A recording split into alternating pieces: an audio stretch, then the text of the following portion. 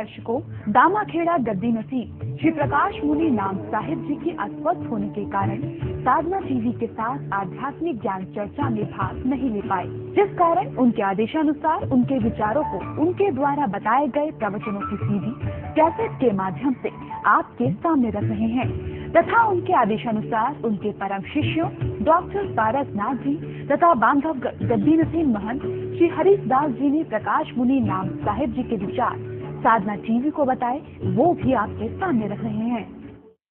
नमस्कार, मैं हूं आपके साथ नेहा शर्मा और आप देख रहे हैं हमारा विशेष कार्यक्रम आध्यात्मिक ज्ञान चर्चा। आइए शुरुआत करते हैं कार्यक्रम की और जानते हैं विचार जगत गुरु तत्वदर्शी संत रामपाल जी महाराज, सतलोक आश्रम बरवाला, जिला हिसार, हरियाणा, बनाम कबीर पंथी संतों तथा महंतों के विचार। आपका इष्ट देव कौन है? हम सभी कबीर पंथियों का इष्ट है सदगुरु कबीर साहेब ही को ही हम सब इष्ट मानते हैं। तो आपके अनुसार परमात्मा साकार है या निराकार है? देखिए, परमात्मा का स्वरूप जो हम कहते हैं वह तो सदा निराकार ही होता है। पूर्ण गुरु या सतगुरु की पहचान हम कैसे करेंगे? देखिए, पूर्ण गुरु या सदगुरु की पहचान तो हमें अपने चिंतन से, अपने बोध से, आपके जीवन में जब किसी के उपदेश से या किसी के दर्शन से आपको ऐसा लगता है कि मेरे अंदर कोई चेतना जागृत हुई, वही उसकी पहचान है और कोई दूसरी पहचान नहीं हो सकती। उसी पहचान से ही आपको ये निर्णय करना पड़ेगा कि मेरे लिए ये सदगुरु के रूप में। कबीर साहिब जी ने आदि नाम और सरनाम जो बताया है वो क्या है? क्या आपके अनुसार वस्तु है या कोई वो चीज? नहीं, सदगुरु के अनुसार से शब्द नित्य होता है जी। शब्द का नाश नहीं होता जी। और साहिब कहते हैं हम इस संसार में हमारा आना भी शब्द स्वरूप में हुआ, क्योंकि शब्द का नाश नहीं हुआ जी। हम इसीलिए सदगुरु कबीर साहब कहते हैं हम न मरब मरी हैं संसारा, हमको मिला जियावन हारा। जो शब्द शक्ति है वो सदा विद्यमान रहती है और हम शब्द शक्ति में विद्यमान रहते हैं जी। शब्दन विंसे विंसे देही कहें कबीर हम शब्द से नहीं। तो सदगुरु कबीर साहेब शब्द की शक्ति और सत्ता को सर्वोपरि बताए जी। और उसका कभी विनाश नहीं होता। ये सदगुरु ने अपने परिचय के रूप में ये दिया। तो जी, कबीर साहेब सतगुरु है या सतपुरुष है? इसमें कुछ भिन्नता है या नहीं? सदगुरु कबीर साहेब सदगुरु के रूप में इस संसार में, ज्ञानी पुरुष के रूप में इस संसार में आए, इसलिए हम उसे सदगुरु के रूप में मानते हैं। तो इस सृष्टि की रचना के बारे में कुछ बताएंगे हमें? सृष्टि की रचना के विषय में जो साहिब के पंथ में जो ग्रंथ में चर्चा है वो इस तरह से कि सतपुरुष की आज्ञा से निरंजन ने इस तीनों लोक की रचना की, ऐसा चर्चा है। तो सतपुरुष की आज्ञा से निरंजन ने तीनों लोकों की रचना की। तो कबीर जी ने कहा था कि जब धनदास जी से कहा था कि जब तक आपका वंश रहेगा तब तक मैं यानी कबीर जी इस धरती पर नहीं आऊंगा। देखिए, वंश का तात्पर्य होता है सदगुरु का वंश कहाँ विद्यमान होता है। तो क्योंकि सदगुरु तो कोई शादी विवाह या बच्चे या किसी प्रकार संसार के रूप में विद्यमान नहीं रहते। सदगुरु की शब्द जो शक्ति है जिस अंश में विद्यमान रहता है वही उसका वंश होता है। तो सदगुरु कबीर साहब ने कहा वचन माने सो हंस हमारा हंस कौन है? जो वचन को मानता है।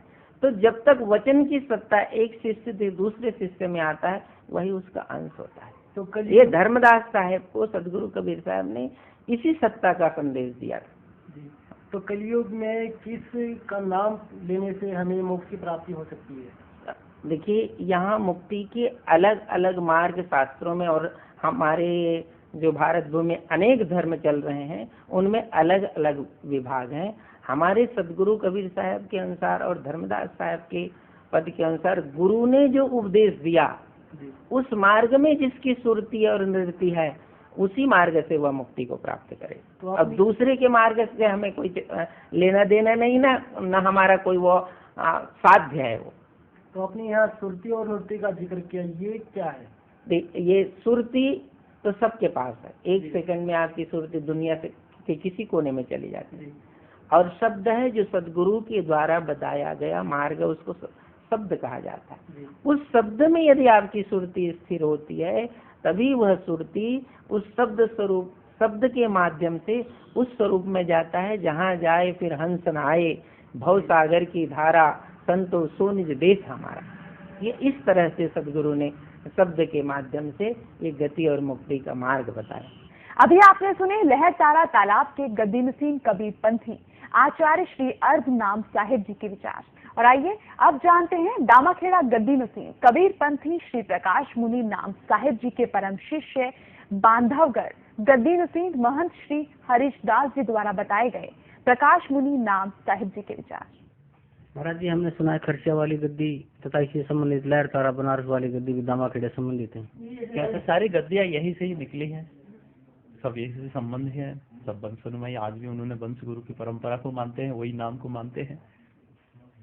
अभी आपने सुने दामाखेड़ा गद्दी नसीम कबीर पंथी श्री प्रकाश मुनि नाम साहिब जी के परम शिष्य बांधवगढ़ गद्दी नसीम महंत श्री हरीश दास जी द्वारा बताए गए प्रकाश मुनि नाम साहिब जी के विचार। और आइए अब जानते हैं दामाखेड़ा गद्दी नसीम कबीर पंथी श्री प्रकाश मुनि नाम साहिब जी के परम शिष्य डॉक्टर पारसनाथ जी द्वारा बताए गए प्रकाश मुनि नाम साहिब जी के विचार। तो आप जी के जो पूज्य गुरु जी हैं वर्तमान में, जो प्रकाश मुनि नाम साहिब जी, वो अपना इष्ट देव किसे मानते हैं? वो अपना इष्ट देव कबीर साहब को ही अपना मानते हैं। कैसे परमात्मा को साकार मानते हैं या निराकार मानते हैं?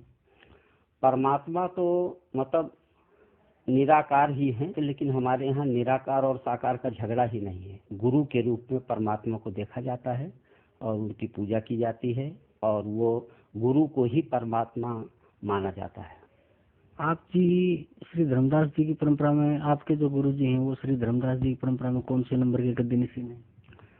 वो हम लोगों के गुरु तो ये 14वें वंश गुरु थे। इनके प्रकाश नाम साहब के पिताजी और पंच श्री गिरधर नाम साहब, तो हम लोगों के वो गुरु थे और उन्हीं के पुत्र ये हैं। अब ये बैठे, ये भी हमारे गुरु है, आराध्य हैं।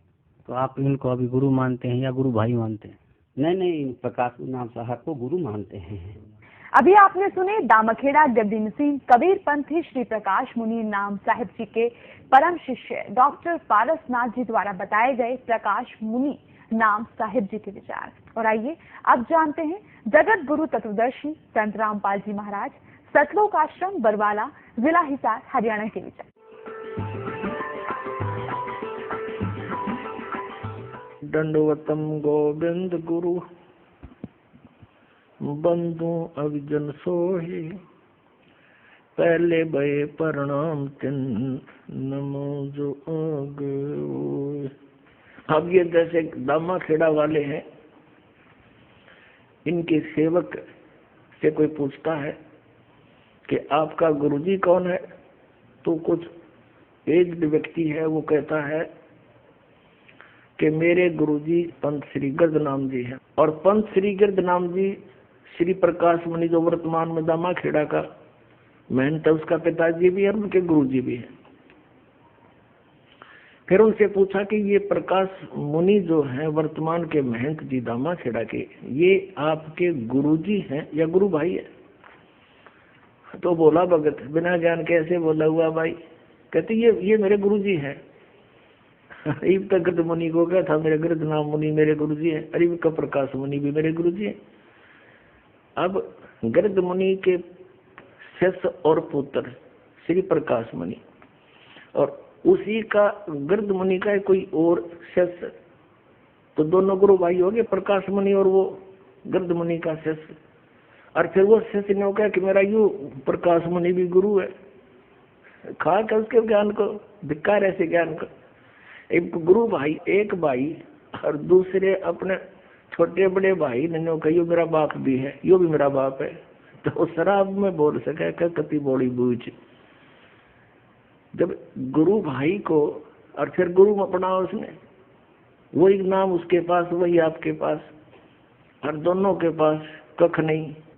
अभी आपने सुने जगत गुरु तत्वदर्शी संत रामपाल जी महाराज सतलोक आश्रम बरवाला जिला हिसार हरियाणा के विचार। और आइए अब जानते हैं दामाखेड़ा गद्दी नसीं कबीर पंथी श्री प्रकाश मुनि नाम साहिब जी के परम शिष्य डॉक्टर पारसनाथ जी द्वारा बताए गए प्रकाश मुनि नाम साहिब जी के विचार।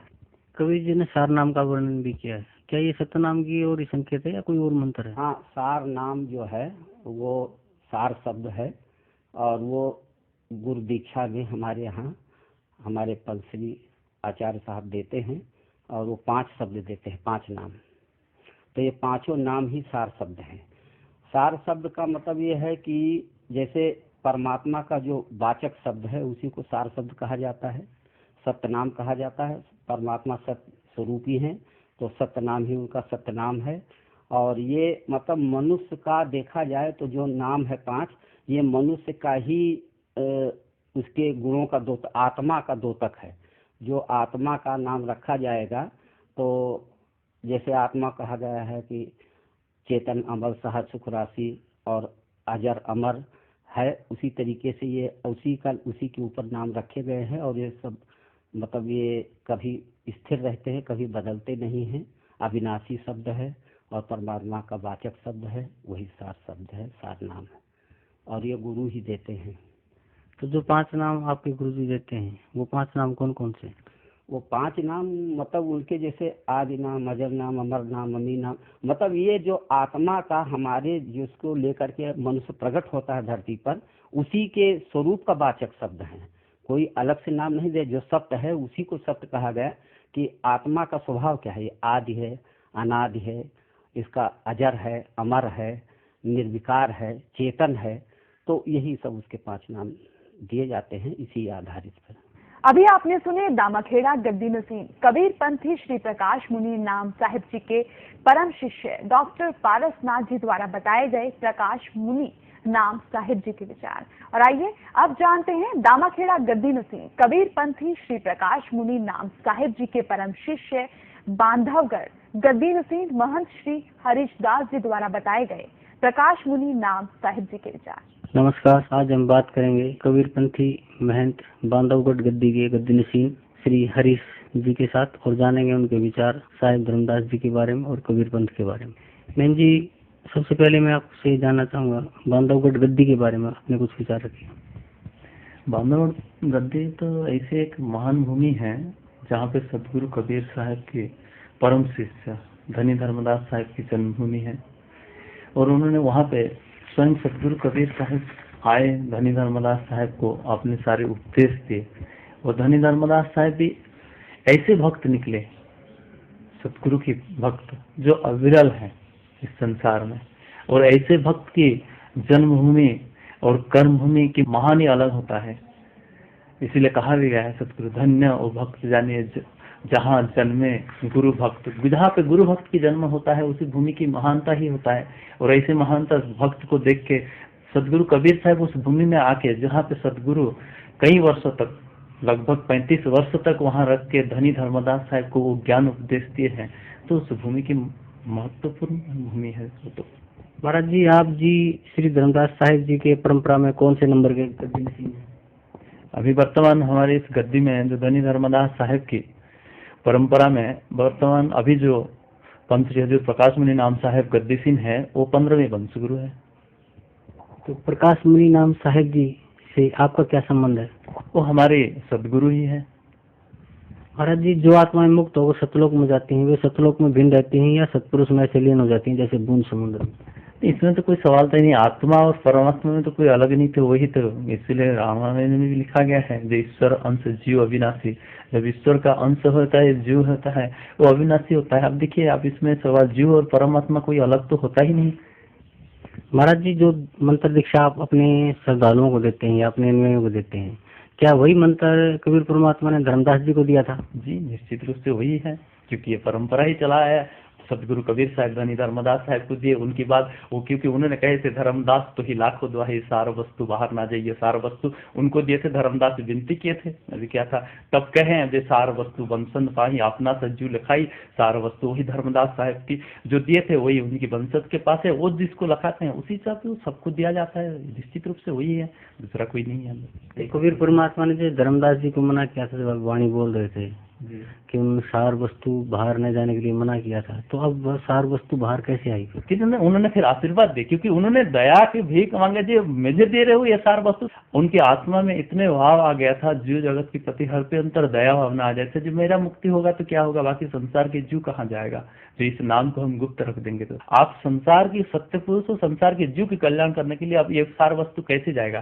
तो उन्होंने उस वंश परंपरा को स्थापन करके उन्होंने बोले ये वंशन के पास रहेगा, जो वंश शरण में आएगा वही इस सारपात शब्द को पाके भवसागर से कर सकता है। कबीर जी ने सार नाम का भी वर्णन किया है, वह सत्यनाम की ओर संकेत है या कोई अन्य मंत्र है? वह सत्यनाम ही है।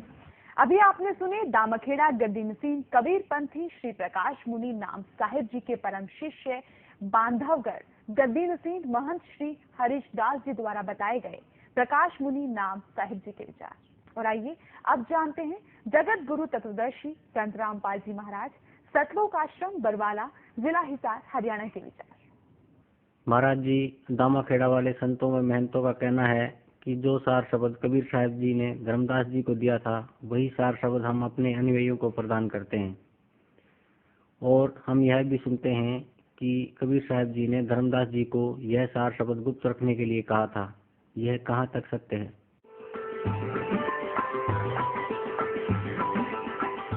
दंडवतम गोविंद गुरु बंधु अभिजन सोहे, पहले भये प्रणाम तिन नमो जो आगे।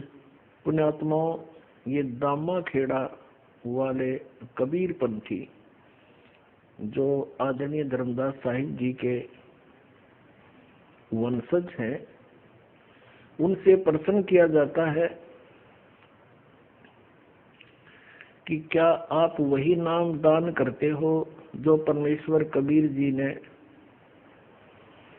आदरणीय धर्मदास साहिब जी को दिया था? तो ये कहते हैं हाँ, ये हमारी परंपरा में वही नाम चला आ रहा है। फिर इनसे प्रश्न करते हैं कि सार नाम, सतनाम, आदि नाम, सार शब्द ये क्या वस्तु है? तो ये कहते हैं जो हम मंत्र देते हैं, अगर नाम, अमर नाम, पाताल सिंधु नाम, कहते ये है वो सार शब्द, और यही सतनाम है। ये 5 नाम है।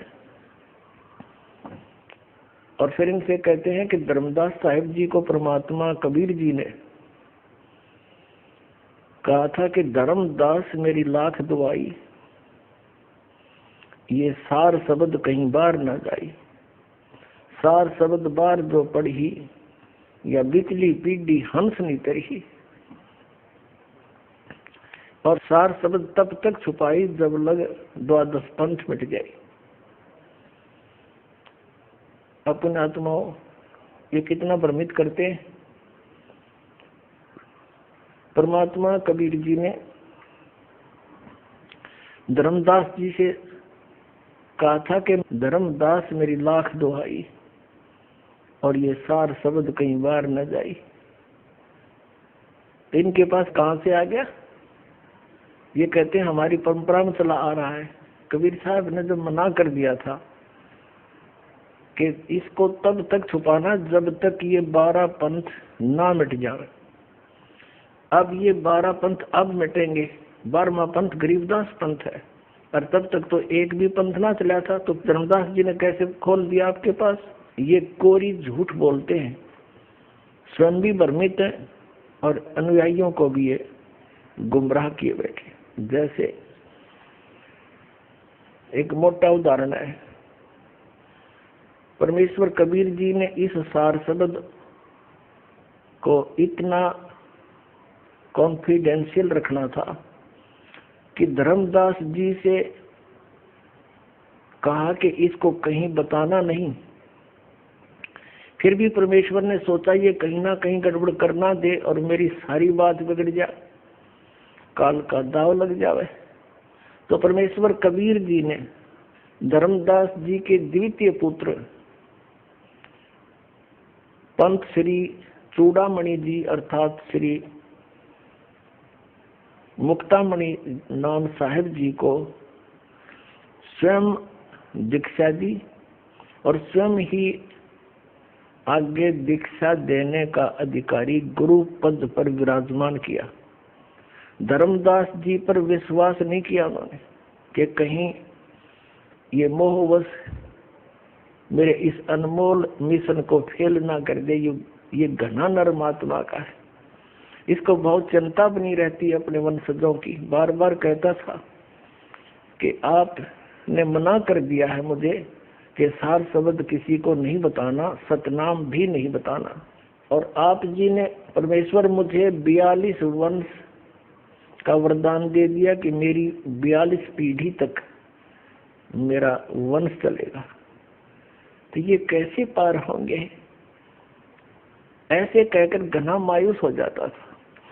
परमात्मा को पता था कि यदि इसको मैंने आगे नाम देने का आदेश भी दे दिया तो ये अवश्य काम बिगाड़ देगा। तो कबीर परमेश्वर जी ने उसको आगे ना तो नाम देने का अधिकार दिया किसी अपने भी वंशजों को, और अपने ही सामने कबीर जी ने और बहुत दूर ले जाकर जगन्नाथपुरी में, जहाँ बैठकर परमात्मा ने बहुत वर्ष पहले कबीर जी ने समंदर को रोका था, और धर्मदास जी को ये बहाना बनाकर लेकर गए कि चलो तुम्हें वो स्थान दिखाते हैं जहाँ बैठकर मैंने समंदर रोका था। सह परिवार चले गए। फिर धर्मदास जी से कहा कि धर्मदास अब तो प्रस्थान कर जा, सतलोक जाना चाहता है। कहाँ जी जाना चाहता हूँ?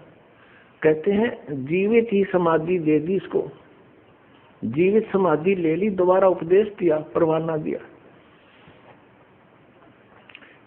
इस कारण से कि ये डगमग आदमी है, अरे सार शब्द न कि तक खोल देगा। लिखवा दिया उससे, लिख दिया उसने पूरा इस कबीर सागर परमात्मा की वाणी में। ये प्रमाण है उन्हीं के सदग्रंथों में लिखा है। दामा खेड़ा वालों की एक पुस्तक है आशीर्वाद, उस पुस्तक में ये प्रमाण है। और ये स्वयं भी बताते हैं, खुद कहते रहते हैं कि ऐसे ऐसे धर्मदास जी ने जीवित समाधि ली थी और कबीर साहब साथ जा करके उनको समाधि दिलाई थी जगन्नाथपुरी में। इसे सौसिद्ध है कि कबीर परमेश्वर जी ने इस सार शब्द को और सतनाम को कितना कॉन्फिडेंशियल रखा। और ये कहते हैं हमारे पास वही नाम है, खा के इनके पास झूठ बोलते हैं, स्वयं भी भ्रमित है और अन्य अनुयायियों को भी ये मूर्ख बना रहे हैं। महाराज जी, आप जी का इष्ट देव कौन है?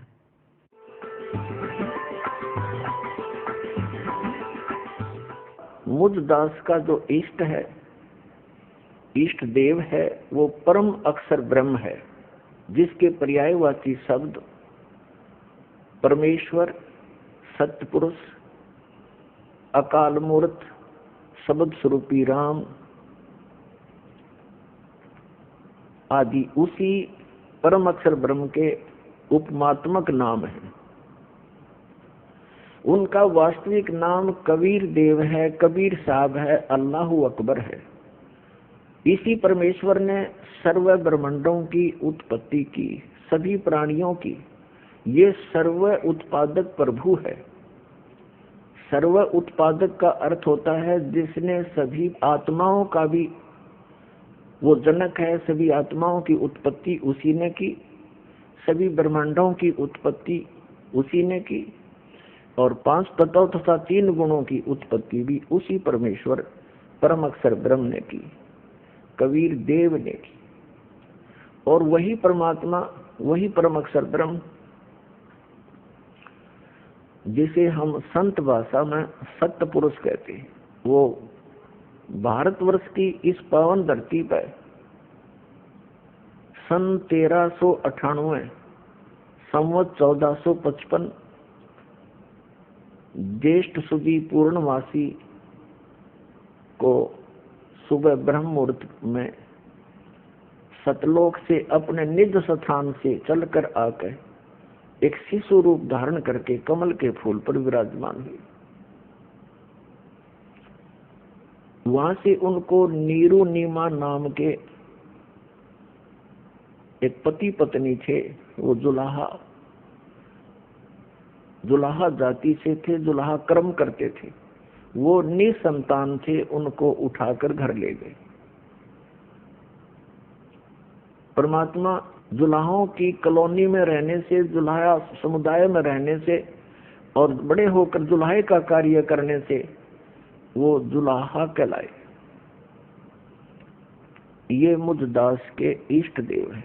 महाराज जी, इष्ट देव और सतगुरुदेव एक ही हैं या इनका अस्तित्व भिन्न भिन्न है?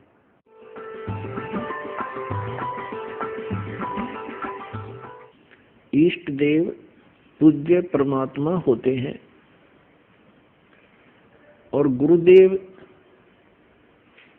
उस परमेश्वर इष्ट का एक प्रतिनिधि होता है जो उस परमात्मा से मिलाने की विधि बताता है। जो संत अपने सतगुरु गुरु को ही इष्ट देव कहते हैं, उनको आध्यात्मिक ज्ञान कुछ भी नहीं है, वो आध्यात्मिक गुरु नहीं हो सकते। पुण्यात्माओं, धन्य भाग हैं आपके, आपको इस समय में मानव शरीर प्राप्त है, नर या नारी का।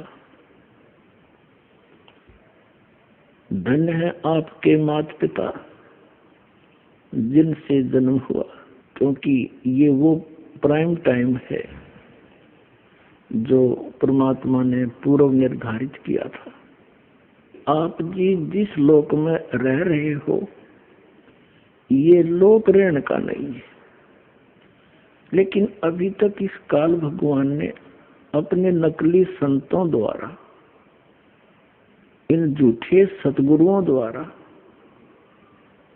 आप जी को भ्रमित करवा रखा था और इनके द्वारा बताई गई जो भक्ति विधि साधना थी वो यूजलेस थी, शास्त्र विधि टाइप का मनमाना आचरण था, जिस कारण से हम इस काल के जाल को न तो समझ सके और न इससे निकल सके। अब इस काल के इस जाल का नाश करने के लिए, अज्ञान का नाश करने के लिए स्वयं परमात्मा सतलोक से चलकर आते हैं, क्योंकि हम उसके बच्चे हैं। उन्होंने हमें अपने वचन से उत्पन्न कर रखा है, हम उनका अंश हैं। अपने का दुख अपनों को ही होता है।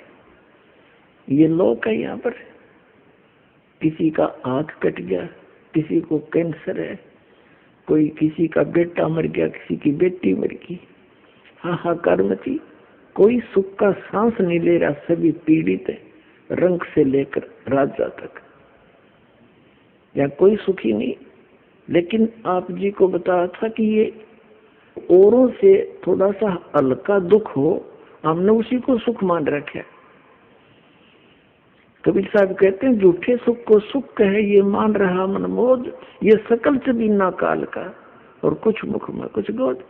इस काल भगवान के इस जाल को समझाने के लिए स्वयं परमेश्वर को आना पड़ता है, अन्यथा ये किसी भी जीव को रास्ता नहीं देता, सबको मिसगाइड कर देता है। जैसे बड़े बड़े महापुरुष जितने भी ये गुरु पद पर विराजमान पहले हुए हैं या जो वर्तमान में हैं, ये परमात्मा की बहुत प्यारी आत्मा है। कबीर भगवान की वैसे तो सारी उसकी प्यारी आत्मा है, लेकिन ये बहुत ज्यादा भक्ति युक्त थे। ये पूर्व जन्म के पुण्यकर्मी प्राणी थे और काल उन्हीं को सिलेक्ट करता है जिनके पास अच्छी मोटी गठड़ी और धन की, उन्हीं को ठगता है, लूटता है, फिर इनको प्रभु बना देता है। ये फिर साहेब कहने से प्रसन्न होते हैं। जैसे जितने भी ये कबीर पंथ में संत हैं, महंत हैं, इनको साहेब कह दे तो ये फूल जा, और साहेब ना कहे तो ये मुंह से डाले। साहेब माने भगवान है, ये जीव भगवान बन बैठा। और 1 मिनट में मृत्यु हो जाए, फिर गधा अपने अंडा वो भगवान वो साहब है। पीछा छटवाना चाहिए था, वो बकवास घर कर दी अंदर। तो ये अच्छी आत्मा है, इनके पूर्व जन्म के संस्कार अच्छे हैं। ऐसी पुण्यात्माएं जो किसी भी क्षेत्र में इनकी रुचि हो जाए उसी में ये बहुत अग्रसर हो जाते हैं। यदि यही संत इस राजनीति के अंदर चले जाते तो वहां भी इनकी ये दशा होती, प्रधानमंत्री पता नहीं कितने कहां तक पहुंच जाते। और ये इन दूसरे काम लाग गए, भक्तों का, मनुष्य का जीवन नाश करने का ठेका ले लिया इन्होंने। तो ये पुण्यकर्मी प्राणी हैं और इनके पूर्व जन्म के संस्कार बहुत अच्छे हैं, जिस कारण से ये इतने पाप करते हैं सारा दिन और फिर भी ये ठीक दिखे। इनके पूर्व जन्म की बैटरी चार्ज है, और जब यह बैटरी डाउन होगी,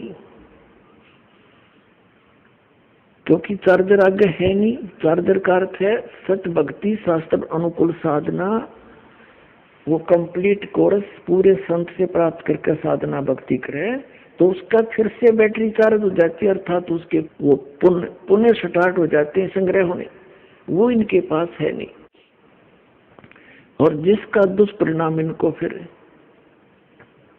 अंत में भोगना पड़ता है। और आप भी बाहर लाद ले जाते हैं जनता को मिसगाइड करने का, परमात्मा के बच्चों को दिशाहीन करके, उनके अनमोल मनुष्य जीवन को नाश करके, और फिर स्वयं ये प्रेत योनि में जाते हैं या कि गधे की योनि भोग रहे होते हैं। ये नकली साहब, ये महंत संत और ये जितने आचार्य और शंकराचार्य और मंडलेश्वर है। दास का कहने का तात्पर्य है कि इन संतों ने भी सोचना चाहिए, इन्होंने समझना चाहिए। दास क्या कह रहा है, कोई आपका दुश्मन नहीं, आपके हित की बातें कह रहे हैं, प्रमाण दिखा रहा हूं। आप भी उस परमात्मा के बच्चे हो, और जिनको आप गुमराह किए बैठे वो भी परमात्मा के बच्चे हैं। आप दोनों दोषी हो रहे हो मिसगाइड करके उस भगवान के बच्चों को। अगर ये बीच में ये संत महंत ना होते तो पूरा विश्व आ जाता है इस मार्ग को समझकर। जैसे जो ये राधा स्वामी धन धन सतगुरु सच्चा सौदाले और ये जय गुरुदेव और निरंकारी, ये जितने भी, और ये अन्य जितने सतपाल जी महाराज और ये बाल योगेश्वर कहें जिसने प्रेम जी महाराज,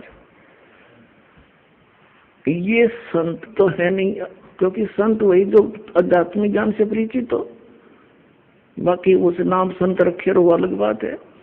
अब इनके जो फंस गए वो क्या करते, जैसे मधु परमहंस और ये जितने भी कबीरपंथी संत महंत, अब जैसे दास इनकी जो अनुभूति है, इन्होंने जो सारे जीवन में जो कुछ भी जाना समझा अनुभव किया वो लिख रखा है। अब इस तरह ये खाक बोलेंगे, इन्होंने जो कुछ कहना सुनना था कह दिया, 10-10, 20-20, 100-100 वर्ष से लग रहे हैं। अब इनके इतिहास दिखा दिए। अब अपने गुरुजी के बारे में जो कुछ भी कोई उस पंथ से संबंधित इस दास के वचन सुनता है तो उनका समाधान वो किससे कराता है, अपने गुरुजी से। अब गुरुजी कैसे स्वीकार करे कि भाई मैंने यू सच्चा है मैं झूठा हूं, क्यों उसके आगे उसके सामने अहम अट जाएगा, ईगो है उसके अंदर, और यह ईगो इस जीव की सबसे बड़ी दुश्मन है। कबीर साहब कहते हैं राज तजना सहज है और सहज क्रिया का ने मान बढ़ाई ईर्षा दुर्लभ तजना ये, अरे इनके तुझे बिना भगवान नहीं मिले। अब ये फिर अपने ही गुरुओं से पूछते हैं तो गुरु जी कह देते नहीं, उसको क्या पता। और फिर यहाँ तक बताते हैं इस जम्मू वाले ने तो अपने उसमें इसका जी जागरण पर आता है प्रोग्राम, उसके नीचे बताते हैं ये लिखवा दिया कि मन ने कोई आत्मिक ज्ञान चर्चा नहीं करी, अरे ये बोलने लग गया जो चौड़े में झूठ बोल रहा है। स्वामी जी हमारे शरीर में कुछ कमलों का विवरण आता है, ये कहाँ कहाँ है? सबसे पहले मूलाधार चक्र पर 4 चतुर्दल कमल हैं, जहाँ गणेश जी का वास है, सिद्धिदायक है, वहीं से पूरे कार्य संचालित होते हैं, जो भी शक्तियाँ गुदान से ही प्रारंभ होती हैं। शिशुनेन्द्र पर करतल कमल है जहाँ ब्रह्मा जी का वास है और यहीं से सृष्टि होती है, वो रचेता है। और इसको स्वादिष्टान चक्र भी कहते हैं। मणिपूरक चक्र नाभि में जहाँ विष्णु जी का वास है, अष्टदल कमल कहलाता है, यहीं से संचाल पालन करता है। पेट ही हमारे पूरे जिस्म का पालन कर रहा है। और हृदय में चौथा चक्र है अनहद चक्र, जहाँ शिव का वास है, अहंकार के देवता है, जो अनुभूति हो रही मैं हूँ, ये वहाँ से ताकत चलती है। पांचवा विशुद्ध चक्र कंठ में, जहाँ आदिशक्ति है, जितने भी स्वर हैं वो कंठ से निकलते हैं, यहीं पर ही वो बनते हैं। और छठा आज्ञा चक्र, जहाँ आत्मा का वास है, यहीं पर ही आत्मा बैठ करके पूरे शरीर का संचालन करती है। सातवां सहस्त्रसार है, जहाँ पर मन और जनरंजन का वास है। वेद यहाँ तक बोल रहे हैं और योगेश्वर यहाँ तक बोल रहे हैं। कवि साहब ने आठवें चक्र की भी बात कही, सूरत कमल सदगुरु को वासा, तो संत तत्व का आठवां चक्र शीश से सवा हाथ ऊपर बोला गया। आठवें चक्र की बात संत तत्व की धारा बोली। शीश से सवा हाथ ऊपर इसको बोला, अधर आसन किया, आगम पहला पिया। कवि साहब की वाणी में देखते हैं, तो सूरत कमल सदगुरु को वासा, इसको सूरत कमल भी कहते हैं, अष्टम चक्र भी कहते हैं। शून्य। अब फेल हो गया यूं कि आठवां कमल अरे परमात्मा की वाणी में लिखा हो तो नौवें कमल में पूर्ण ब्रह्म भाई। और मधु परमहंस जी नो क्या करता, मेरे पास जो वस्तु है इस ब्रह्मांड में नहीं है, और सब भक्ति के चोर हैं, बाकी के उसको छोड़ के पाखंडी है। बताओ, एक भक्त अभी आज 1 महीने से 20 दिन से वो बता रहा था कि मैं पहले राधा स्वामी पंथ में था, ठाकुर जी महाराज का सीधा चेला था, मैं परितर था, यानी वक्ता था, उनका सत्संग किया करता था, आदेश दे रखा था मेरे को। और मेरे को ये भी आदेश था, दीक्षा भी दिया करता, मैं नाम देता था। गुरु जी तो थे ठाकुर जी और नाम दिया करता हूँ भगत जी। बताओ कोई बात हुई? ऐसे ही ये जो सतपाल जी महाराज हैं और ये इनके भाई जो बाल योगेश्वर के, जिसने प्रेम रावत अमेरिका रहता है, ये भी ऐसे ही करते हैं। और भी कई ऐसे प्रोसीजर अपना रखे है। नाम तो देगा एक संत बना रखे ना, वो संत जी, और गुरु जी होगा सतपाल जी और ठाकुर जी। वार शेरो बता फेरे तले होगी राम सिंह पे और पति होगा श्याम सिंह। कोई बात है इनकी। तो पुण्यात्मा ये सारा ही ऊट पटांग हो रहा था। इस दास पर दया करी दाता ने, ठीक है, संघर्ष तो करना पड़ा, जेल तक जाना पड़ा। इन अज्ञानियों ने दुनिया को भ्रमित करके, रामपाल गुंडा है, वुंडा है, जो ना बताया 1 नंबर का आदमी है, ये पता लग जाएगा, ये पता लग जाएगा संसार को।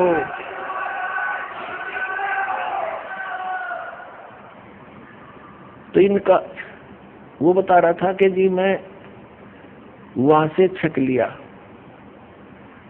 30 वर्ष रहा मैं वहां पर, 50,000 व्यक्तियों को मैंने वहां दीक्षा दे दी और ठाकुर जी के जोड़ दिए, राधा स्वामी वाली। फिर मेरा वहां से मन हट गया किसी बात पे। फिर टीवी देखा, इनका सत्संग सुना श्री मधु परमहंस जी का, अच्छा लगा। कुछ उनसे हटकर बात थी थोड़ी बहुत, नाम नूम दीक्षा दीक्षा वह हूँ। तो मैंने वहां दीक्षा ले ली। 2 वर्ष से वहां मैं जुड़ा हुआ था श्री मधु परमहंस से, जम्मू वाले से। फिर कुछ दिन के ही बाद आपका सत्संग भी आता था, वो भी सुनने लगा मैं। अब 2 वर्ष से मैं आपका भी सत्संग सुन रहा था और वो अपने सेकंड गुरु जी का भी सुन रहा था, श्री मधु परमहंस जी का। और हम ये सोचा करते थे, हमारा ग्रुप था सैकड़ों का, हम ये सोचा करते भाई दोनों अपने आप को नो कहें, जो वस्तु मेरे पास है किसी के पास नहीं। अब हम निर्णय कैसे करें? या तो जब बात पड़े ये दोनों आमने सामने हो किसी दिन, हम नो सोचा करते। 10 दिन के बाद वह दया भी होगी, साधना टीवी पर दोनों आमने सामने। और सत्संग जब शुरू हुआ बड़ी खुशी हुई, हमने अगले आज दिन की दोनों की जो सच्चाई सामने आ जाएगी। मैंने सब जगह फोन लगा दिया, जो श्री मधु परमहंस के मेरे साथी चेले थे, और सब ने अपने टीवी ऑन कर लिए, इधर उधर जाके इकट्ठे होकर बैठ गए सारे ग्रुप के ग्रुप। तो वो कह रहा था जी 3 घंटे प्रोग्राम चला, और जब प्रोग्राम समाप्त हुआ मैंने तो सिर मारा धरती में पटक के, हे भगवान देख यो कित मूर्ख बना रहा था हमने आज तक। फिर लगे मेरे पास फोन आने सब साथियों के, कहने लगा ईब के करें के पास मधु पर वंश दौरे खाकी कति खोखा। तो हमने स्कीम बनाई, चलो वहां आश्रम में सैकड़ों की संख्या में आकर नाम लेगा उस मधु पर वंश के।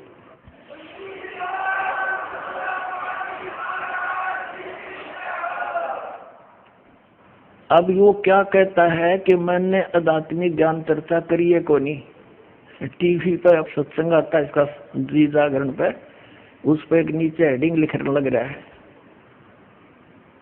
देख ये कौन है शैतानी ताकत जो इस ब्रह्मांड पर राज करती है? मन। साहिब वाणी में कह रहे हैं मन ही आहे काल कराला, जीव नचाए करे बेहाला, जीव के संग मन काल रहाई, अज्ञानी नर जानत नहीं।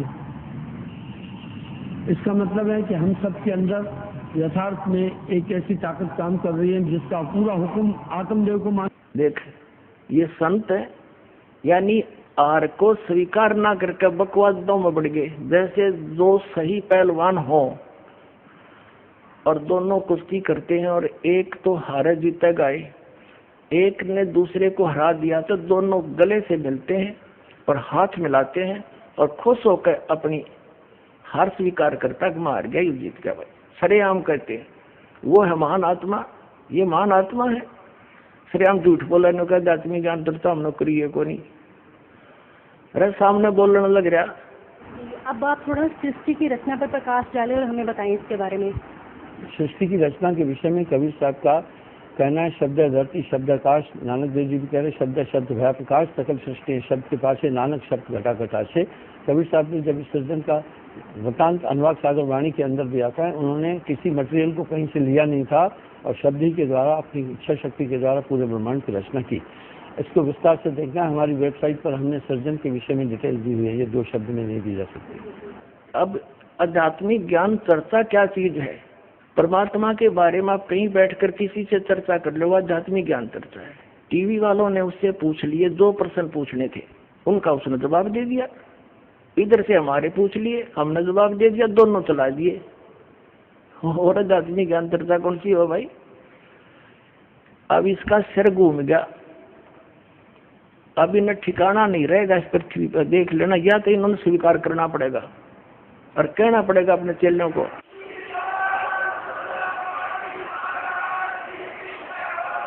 एक व्यक्ति कह रहा था, वो नाम ले लिया उसने यहाँ करके, श्री मधु परमहंस जी का चेला था। वो बोला जी मैंने उनसे फोन पर बात करी उसी दौरान कि महाराज जी से बात कराओ। पहले बात करते थे, फिर बात करनी बंद कर दी। चेला ने उठाया फोन, तो वो कहने लगे कि अभी यू के पाया 4-5 साल मेरे खो दिए तुमने, और ये मधु परमहंस झूठ बोला इंद्री, कोई तो प्रमाण दिखा दो ताकि हमारा दिल डट रहे, हमें कोई शांति दो। ये श्री मधु परमहंस जी 8 कमल बतावे और संत रामपाल ने ये 9वां कमल कबीर सागर में दिखा दिया। स्वामी जी 8वां कमल कहाँ है? शीश से सवार होकर इसको बोला, अधर आसन किया, आगम पहला पिया। कबीर साहब की वाणी में देखते हैं तो सूरत कमल सदगुरु को वासा, इसको सूरत कमल भी कहते हैं, अष्टम चक्र भी कहते हैं। सिर से सवात ऊपर 0। अरे यो 8वां कमल बताओ, शर्त ऊपर सवा हाथ है, किसे गए हाथ मार के देख लो है किसे, छोटे में झूठ बोलने लग रहा। वो कहाँ 8वां कमल, इसने सपने में ना बता तेरा गजब फेल हो गए, क्या प्रमाण है इनका, ये फेल हो गए। जब जो नाटकीय मैंने कोई बात तय नहीं करी, अरे ये वीडियो बोलो ना करी, और उधर से ये कहते हैं हमारा पहला नियम है सच बोलो, सच आप पे ना बोलता है। अब जैसे राधा स्वामी वालों की दास नवा सारी इतिहास दिखा दी और परमात्मा जिन महापुरुषों ने भगवान पाया उससे मेल करा दिया, वो फेल कर दिए। ये कबीरपंथी सारे फेल कर दिए। और जितने भी आचार्य शंकराचार्य थे, इनके पास कख ज्ञान नहीं था, इनका इतिहास दिखा दिया जनता को। ये सारे फेल हो लिए, इनके पास जवाब नहीं है, तो जनता आज कोई पागल नहीं है। और ये जो नकली संत महंत कबीर पंथी या दूसरे हैं, ये ना होते, जैसे जो श्रद्धालु इन संता के नहीं फंसे हैं और एक कॉमनली जैसे कोई मंदिर मस्जिद में जा रहे हैं, मंदिर में जाते हैं, आप पे पूजा करते हैं, व्रत करते हैं, या सालासर वैष्णो देवी जाते हैं, उन्होंने जब ये ज्ञान देखा सुना और प्रमाण देखे पुराणों में, तो तुरंत आगे वो फटाफट आने लगी हुई। तो बात सच्ची है, जिन पुराणों को हम रोज पढ़ते थे और जिनको सत्य मानते हैं, उनमें क्या लिखा रही है, धर्मगुरु क्या बकवाद कर रहे हैं, इन्हें बैठा दिया हमारा। तो वो सीधे आगे, और दूसरे अभी अटके बैठे हैं, क्योंकि वो किससे पूछे, अपने गुरुजी से। गुरुजी तक जिसकी नहीं पहुंचे तो अपने उस आसपास के भगत भाइयों से। तो भगत भाई वो बांग पी रहे हैं जो उनके गुरुजी ने प्यार रखी है, तो वो इसलिए अभी वो ज्यादा बाधा बन रही है। कुछ दिन और लगेगा, इनकी जड़ नीचे कति करें की तरह काट के दर दूंगा और फिर आप पा जाएंगे बाज गए। अब जैसे कोई बड़ा पेड़ हो ना और वो टूट के भी गिर गया जड़ समेत, तो महीने 20 दिन तो उसमें फिर भी हरे पत्ते रह जाया करें, वो लिया कंडे में, तो ये सारे से कर दिए, थोड़े दिन में सारे सूख जाएंगे और भगतात्मा जान जाएंगे। खकता इनके पास इतना अनमोल जीवन नाश कर दिया, 3-3, 4-4 पीढ़ी डबो इन राधा स्वामी वालों ने, इन कबीर पंथियों ने। तो पुण्यात्माओं, सत्संग किसे कहते हैं? सत्संग वो है जिसमें केवल सत्य बताई जा, झूठ का समावेश ना हो। और इनके पास सारी झूठ, सतनाम की चीज भी इनके पास कोई नहीं, तो वो सत्संग नहीं है। अब सत्संग का अर्थ है परमात्मा की महिमा, परमात्मा की गुण बताई जा, कि परमात्मा कैसा है, कौन है, कहाँ रहता है, और परमात्मा की हम खोज कर क्यों रहे हैं, उससे हमें लाभ क्या होगा, ये सारा ज्ञान। और फिर वो भगवान प्राप्ति कैसे होगी, तो ये सब मिलाकर सत्संग कहलाता है। अब जैसे अब दास जो सत्संग जिस उद्देश्य से कर रहा है, इस दास का उद्देश्य है कि आप जी को जहां जहां आप लगे हुए हो और उस संत या महंत या पंथ को और उस ज्ञान को सत्य मानकर पहले उन्हीं से परिचित कराऊं कि कौड़ी को आप लाल लिए फिर रहे हो, और ये सब प्रमाण रह कर देने का दास का उद्देश्य है कि आपको इतना ट्रेंड कर दूं कि आप स्वयं परख लो और नकलियों ने छोड़ दो। तो तुनात्माओं दास आपको वो पारखी बनाना चाहता है, इन नकलियों ने सब न छोड़ के लाल ग्रहण कर लिया, आके अपना कल्याण कराओ, धनी हो भक्ति का, आपका मोक्ष, आपके परिवार का मोक्ष होगा। और एक बार ये सभी, ये जितने भी नकली पंथ हैं खत्म तो होंगे, क्योंकि परमात्मा का वचन है कबीर साहब का। अभी घना टाइम ना लग गया इसमें, आते इतना इंटेलिजेंट मानव है, इंटरनेट तक बना लिए, सैटेलाइट ला बैठे, जो बिना करण का काम था उसमें लाग गए, परमाणु बना लिए और ऊपर अंडे गिरा धक्के खाते बताओ खाकी खो क्या है। ये अपना जो पीछा छुटाना है, या भक्ति करके चलेंगे सतलोक में, ये बनावाएंगे असली, ये विज्ञान है जो तत्व ज्ञान, इसको समझेंगे, इस तरफ सब डाइवर्ट होंगे एकदम। आत्मा भटक रही है उसके लिए और वो भटक रहा हमारे लिए। कबीर साहब कहते हैं मैं रोवत हूँ सृष्टि को और सृष्टि रोवे मोहे, कहे कबीर इस योग को समझ नहीं सकता कोई। हम तो उस भगवान को ढूंढ रहे हैं, हमें सुख हो, हमारे घर में बचाव हो, बाल बच्चों का बचाव हो, और हमें आवश्यक वस्तुएं उपलब्ध हों जिनकी हमें रिक्वायरमेंट है, और मोक्ष हो। फिर हम जाते हैं इधर उधर भटक रहे हैं, तो जिनके पास कख नहीं वहां हम सेट होकर बैठ गए। और दास इतने दिन तक शोर मचा रहा है, तुम गलत जा रहे हो, तुम्हारा जीवन नाश हो रहा है, मुझे न कहो तो निंदा करता है, तुमने निंदा की परिभाषा का ना पता, फिर तो यह निंदा है साची कहने की, तो यह निंदा तो दास पर छूटे को नहीं, पर यह निंदा नहीं है, एक महापरोपकार है। जब मैं कैसे चुप रह सकता हूँ, मुझे पता लग गया तुम्हारा जीवन नाश हो रहा है, मनुष्य जीवन को बालकों का खेल है मिलना, अब क्या बताते हैं परमात्मा कि काल ने कहा था कि चौथे युग में जीव आप कितने ले जाना, कल युग में 3 युगों में जीव थोड़े ले जाना। तब धर्मदास जी से बात हुई थी। धर्मदास जी ने कहा था भगवान मेरे तो काल का दूत पैदा हो गया नारायण दास, ये आपने क्लियर कर दिया, तो मेरा तो काल का वंश तल पड़ा। ये परमात्मा अब मैं तो मर गया, कति कलेजा पकड़ के बैठ जाता, क्यों वैसे था नरमात्मा का था, अब क्या होगा मेरा। तो भगवान ने कहा था कबीर जी ने, चला ना करे, तेरा 42 पीढ़ी तक वंश चलेगा। मैं बोला जी इस काल का वंश चलेगा, ये तो ना चल रहा था। अच्छा भगवान ने, इस नारायण दास का तो ना चला तो अच्छा, बताइए तो काल का दूत है ये। तो परमात्मा ने कहा ये नहीं, तेरे को एक और अच्छी आत्मा में अपने कोटे तो दूंगा। अब 86 साल की उम्र लिख रखी है उनके इतिहास में। चूड़ामणि जी का जन्म हुआ, धर्मदास जी की 86 वर्ष की उम्र हो रही थी। ये देखिएगा, एक पुस्तक है आशीर्वाद शताब्दी ग्रंथ,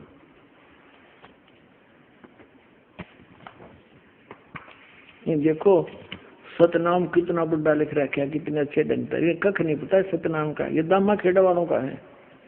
ये देखिए,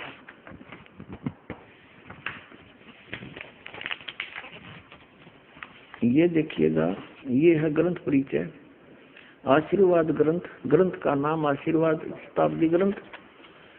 संरक्षक है पंत श्री हजूर प्रकाश मुनि नाम साहिब, जो वर्तमान में आचार्य कबीर पंथ दामा खेड़ा जिला रायपुर छत्तीसगढ़। प्रकाशक है श्री सतगुरु कबीर धर्मदास साहेब वंशावली, प्रतिनिधि सभा कबीर धर्मनगर दामा खेड़ा रायपुर छत्तीसगढ़। सौजन्य से अपने गुरुदेव पूजनीय महंत श्री पुरुषोत्तम दास जी साहेब, दादा श्री किशन लाल जी, दादी श्रीमती रूपा देवी आदि आदि।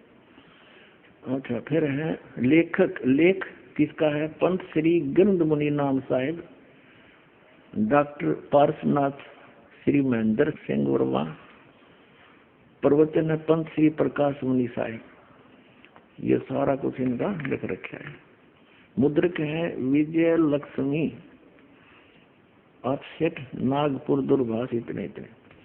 और ये है वर्तमान में दामा खेड़ा के अंदर प्रकाश मुनि नाम के कबीर धर्मनगर दामा खेड़ा शताब्दी वर्ष पर शुभकामनाएं। ये श्री प्रकाश मुनि जी महाराज हैं।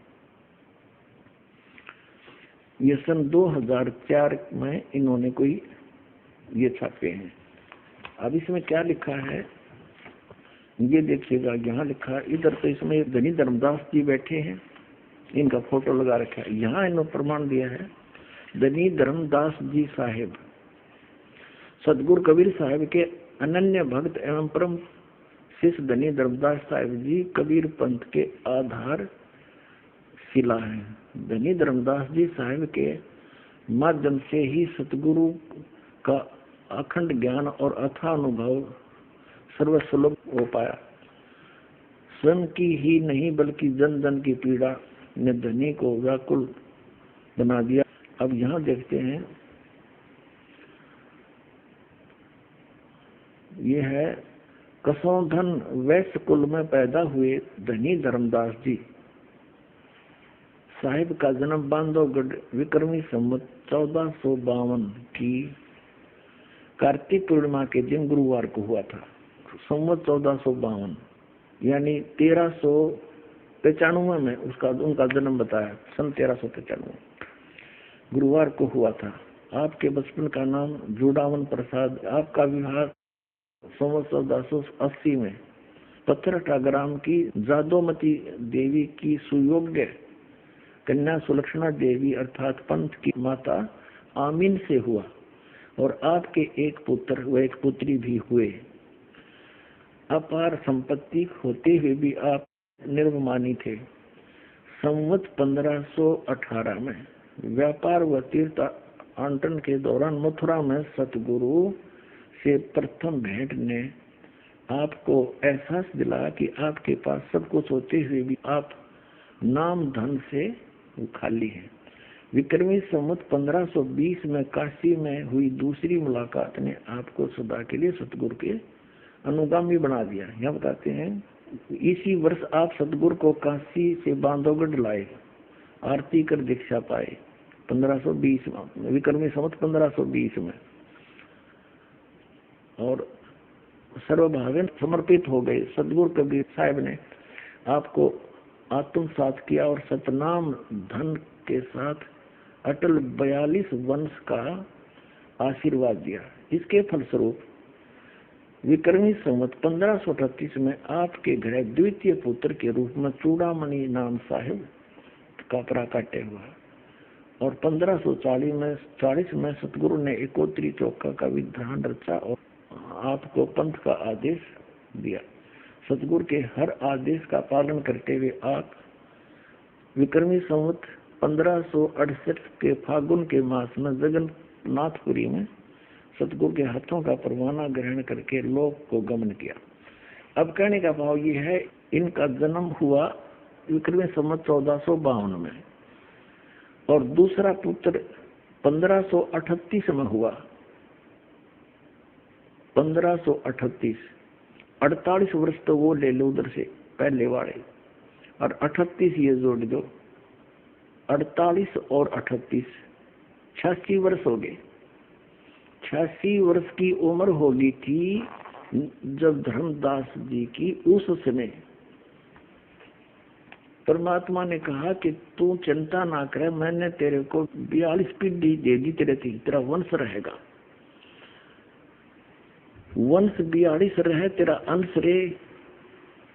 अब धर्मदास जी कहने लगे, हे भगवान, यू तो काल का दूत नारायण दास, 86 साल की उम्र मेरी, अब परमात्मा क्या होगा कि तेरा एक संतान होगी मेरे आशीर्वाद। अब या उसका गला उतरे नहीं, 86 साल की उम्र होगी, अरे अब संतान होगी, ना भी नहीं करे और यश भी नहीं करे। परमात्मा अंतर्यामी थे कि अपेट इसका विश्वास दृढ़ नहीं हुआ और वृद्ध गणा हो रहा, कदे मृत्यु को प्राप्त हो जाए, इसका इतना अटड़ा कौन हो रहा है। तो परमेश्वर कबीर जी ने ऐसे आशीर्वाद किया, ऐसे सतलोक से एक बालक आया, उसके आंगन में लेट गया, हाथ पैर मारे, नवजात शिशु। अब देख धर्मदास, 10वें महीने तेरी पत्नी की गर्भ से ये बालक जन्म होगा, तेरा जच्चो चाहे ना जच्चो। ने बोला जी जच जीवता है, जब इसी लीला देखी और फिर वो बच्चा वापस कर दिया, आत्मा गई। 10वें महीने आमिनी के गर्भ से चूड़ामणि जी का जो है जन्म हुआ, उसको मुक्तामणि नाम साहिब भी कहने लगे। तो कबीर परमात्मा ने धर्मदास जी से कहा था कि भाई ये पहला मंत्र देना सिर्फ 5 नाम का, ये और मंत्र भी डिस्क्लोज ना करना, सतनाम ये 2 अक्षर का और सार शब्द। धर्मदास मेरी लाख दुहाई, ये सार शब्द कहीं बाहर ना जाए। सार शब्द ये बाहर जो पढ़ी या बिजली पीढ़ी हंस नहीं तरही। अब धर्मदास तो पक्के थे, जो कह दिया सतगुरु ना फाइनल है। फिर परमात्मा कबीर जी ने उनके पुत्र चूड़ामणि को आदेश दिया कि ले बेटा ये 5 नाम जाप करना और आगे अपने उत्तराधिकारी को भी ये देना और उसी को यही आदेश देना, ये नाम जाप करता रहे। ठीक है। फिर कबीर परमात्मा ने कहा धर्मदास जब तेरी 6ठी पीढ़ी आओगी ना, तब ये 5 नाम भी समाप्त हो जाएंगे, काल वहां झपट्टा देगा और मेरा वचन ना खाली जाई, ये मैं सच ही कह रहा हूँ। तो धर्मदास चिंतित हो गया कि हे परमात्मा फिर ये मेरे बालक कैसे पार होंगे, वंश तो आपने दे दिए तक 42 पीढ़ी, तो 3 बच्चे पार कैसे होंगे दाता। तब वो बहुत चिंतित हो गया। तो परमेश्वर कबीर जी ने कहा कि इस काल ने कहा था मैं 12 नकली पंथ चलाऊंगा कबीर जी के नाम पे। उन 12 पंथों में से जो 12वां पंथ चलेगा गरीबदास का होगा। उस गरीबदास वाला पंथ जब चल चुका होगा, उस गरीबदास वाले पंथ से यानी गरीबदास जी से मेरी महिमा की वाणी पुनः प्रकट होगी और उसमें गरीबदास वाले पंथ में आगे चल के मैं ही आऊंगा। जब 5500 वर्ष बीत जाएंगे नस्कल युग ने, उस समय आप देखना और सब पंथों को खत्म करूंगा, सच्चा ज्ञान बताऊंगा और सभी पंथों को खत्म करके एक पंथ चलाऊंगा तो सारा विश्व नाम लेगा, सारे पार करूंगा उस समय के, तो तेरे वंश भी हो जाए बेटा, पार क्यों चिंता करता है। तब धर्मदास का दिल डटा। न बोला भगवान आज तो ऐसे नेक आदमी हैं और अभी ना मान रहे आपकी बात ने, आप तो कह रहे हो क्या तो घोर कलयुग आएगा, तब कैसी बात बनेगी। तो परमात्मा ने कहा यह चिंता छोड़ दे, ये मेरा काम है और जो मैं आज बोल रहा हूँ ना यह बात है, ये उसमें सच्ची होगी कि पूरा संसार मेरी शरण में होगा और मेरा ही ज्ञान पूरे विश्व में रह जाएगा, सारे बच्चे मुझे पहचानेंगे और मोक्ष प्राप्त करेंगे, जो नाम ले लेंगे सतनाम। और मेरा वचन जब सच्चा होगा, जब कलयुग 5500 वर्ष बीत जाएगा, तब तक तो ये मेरा आधार दिखाई देगा। जब कबीर परमात्मा ने धर्मदास जी से कहा था कि धर्मदास मैं जिस समय कलयुग का 5500 वर्ष बीत जाएगा कलयुग, तब मैं आऊंगा और सब पंथों को मिटा के एक पंथ चलाऊंगा। जब परमात्मा और काल की वार्ता हुई थी उस समय परमात्मा से काल ने क्या कहा था कि 12 पंथ तेरे नाम तो चलाऊंगा, अरे इन 12 पंथा में जो नाम लेगा वो मेरे मुख में आन समोई। काल ने कहा था कबीर परमेश्वर को, और 12 पंथ करो मैं साजा, नाम तुम्हारा ले करूं आवाजा, 12 पंथ नाम जो ले ही मेरे मुख में आन समोई। और जाओ जोग जीत संसारा, जीव न माने कहा तुम्हारा, जीव तुम्हारा कहा न माने, हमरी ओढ़ हो बाद बखाने। तब परमात्मा ने कहा था डट जा, आन दे टाइम, तब मैं क्या करूंगा तेरे संग में, क्या बताया है। उसके लिए देखिएगा कबीर सागर। कबीर सागर संपूर्ण 11 भाग खेमराज श्री कृष्णदास प्रकाशन मुंबई के द्वारा प्रकाशित है। ये संपूर्ण 11 भाग कबीर सागर, ये उन्हीं का है, कबीर पंथियों का छापा हुआ। कबीर पंथी भारत पथिक स्वामी युगलानंद बिहारी द्वारा परिष्कृत, और ये मुद्रक है प्रकाशक। कबीर सागर के अंदर बोध सागर और ये सबसम वेद बोध है। इसमें इसके 121 पृष्ठ पे यहाँ लिखा है सतयुग त्रेता द्वापर माही, तीनों युग जीव थोड़े जाही। युग निरंजन ने परमात्मा से वचन दिए थे। चौथा युग जब कलयुग आई, तब तो शरण जीव बहु जाई, ऐसा वचन हर बोल दीजिए, तब तुम संसार गौन ही कीजिए। अब परमात्मा ने कहा था अरे काल पर पंथ पसारा, तीनों युग जीवन दुख डारा, बिनती तोरी लीन में मानी, मोह को ठगे काल अभिमानी। चौथा युग जब कलयुग आई, तब हम अपनो वंश पठाई, काल फंद छूटे नर लोई, सकल सृष्टि परवानी खोई। घर घर देखो बोध विचारा, सत नाम सब ठोर उचारा। फिर के 5505, तब ये वचन होगा सच्चा। कलयुग बीत जावे जब एता, तो सब जीव परम पुरुष पद चेता। इसका क्या अर्थ है कि जब 5505 वर्ष बीत जाएंगे कलयुग के, तब मैं अपना अंश भेजूंगा। अब परमात्मा अपने आप को छुपा के करे और कहते हैं फिर पूरा विश्व परमात्मा के उस परम पद से परिचित होगा, सतनाम का सब जगह उतारण होगा। देखिए चौथा युग जब कलयुग आई, तब हम अपना अंश पठाएं, अपना अंश भेजेंगे। और काल पंथ छूटे नर लोई, सकल सृष्टि परवानी कोई, पूरी सृष्टि नाम लेगी। और घर घर देखो बोध विचारा, घर घर परमात्मा की महिमा का विचार होगा, ज्ञान का। और सतनाम सब ठोर उचारा, सब जगह सतनाम का दिया जाएगा, सब जाप क्रिया करेंगे।